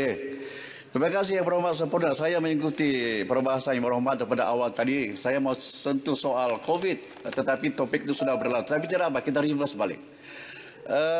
Pada awal Oktober, Yang Berhormat Sempurna, ya, tak apa. Awal Oktober, Yang Berhormat Perdana Menteri telah berkata dalam sidang media beliau bahawa punca COVID di Sabah itu yang paling teruk katanya punca daripada kempen PRN Sabah pertama. Yang keduanya daripada PTI, pendatang tanpa izin. Saya cukup bersimpati kepada Yang Berhormat Sempurna dan seluruh rakyat negeri Sabah sebenarnya. Kerana ramai yang telah terkorban, yang meninggal dunia. Bahkan ada saudara mara Yang Berhormat Sempurna sendiri pun telah kembali ke rahmatullah. Saya cukup bersimpati. Jadi adakah Yang Berhormat, ada tak? Adakah ada rasa penyesalan Yang Berhormat sebagai Ketua Menteri waktu itu kerana meminta dan menasihati TYT untuk membubarkan Dewan Undangan Negeri? Terima kasih. Daripada Kimani, saya nak nyatakan di sini bahawa sistem yang ada di perundangan negara kita sudah sedia ada. Ya, yang kita nyatakan, kalaulah sekiranya tidak ada gangguan daripada kerajaan yang ada pada hari ini, negeri Sabah merupakan negeri yang amat terkawal. Paling banyak green area di Sabah. Saya bagi contoh di Janganlah minta bubar waktu COVID Yang Berhormat. Oleh waktu COVID nasihat kerajaan tu batu sapi jangan tanding. Mereka nak mengambilnya. Ya, kalau sekiranya seperti yang saya nyatakan, saya pun agak hairan. Rakan lama saya daripada Pekan dendam ke Sumat dia. Saya tak tahu, mungkinlah kena saya bangkit tentang 1MDB, membangkitkan bahawa saya sanggup mati oleh kena COVID. Saya bukan sanggup mati oleh kena COVID. Saya nyatakan nak menyerahkan kuasa kepada pihak yang bergantung dengan cash is king. ya, oleh kena purchasing power mereka untuk membeli adun-adun nak serah kuasa. Baik saya mati dalam gelanggang politik, bukan mati oleh kena COVID. Mati dalam gelanggang politik kena kita serahkan dengan rakyat. Kalau rakyat menentukan siapa berkuasa, keadaan ini kita kena terima. Masa begitu sesuai yang berhormat, kena membubarkan Dewan tengah-tengah COVID tengah meningkat. Kenapa kacau masa musim COVID? Satu yang dipertua, akibatnya rakyat Sabah saya berharap akibat yang berhormat dengan masa yang singkat.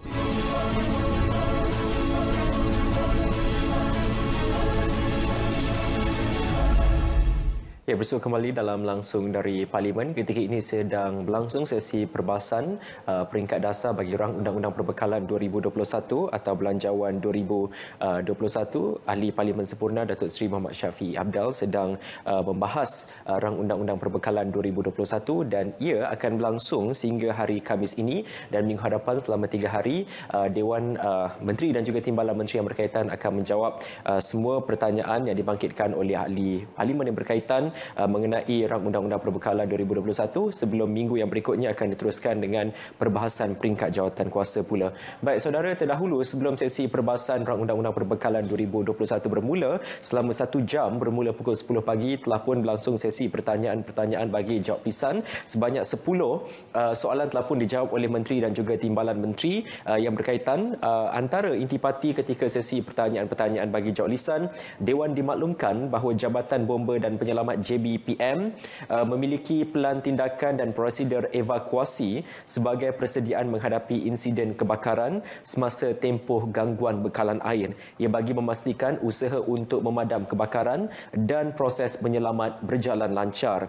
Jelas Zuraida lagi, selain menggunakan tangki air sedia ada, balai bomba di kawasan terlibat akan dibantu balai bomba berdekatan dalam usaha untuk memadam kebakaran di lokasi insiden. Baik, Dewan turut dimaklumkan bahawa kerajaan akan terus mengenal pasti pendekatan yang paling ampuh dan mampan untuk mengekang penularan berita palsu bagi memastikan rakyat mendapat berita dan laporan yang sahih serta terkini.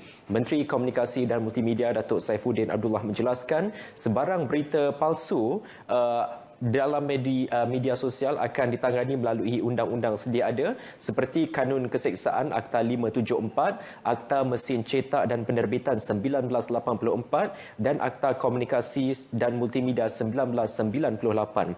Baik, ahli-ahli yang berhormat turut dimaklumkan Kementerian Pendidikan KPM melaksanakan analisis skor grade impak untuk menentukan tahap keadaan komponen fizikal atau fasiliti bangunan di sekolah. Langkah itu penting bagi memastikan prasarana yang kondusif serta pengajaran dan pembelajaran PNP dilaksanakan dalam keadaan selamat di sekolah.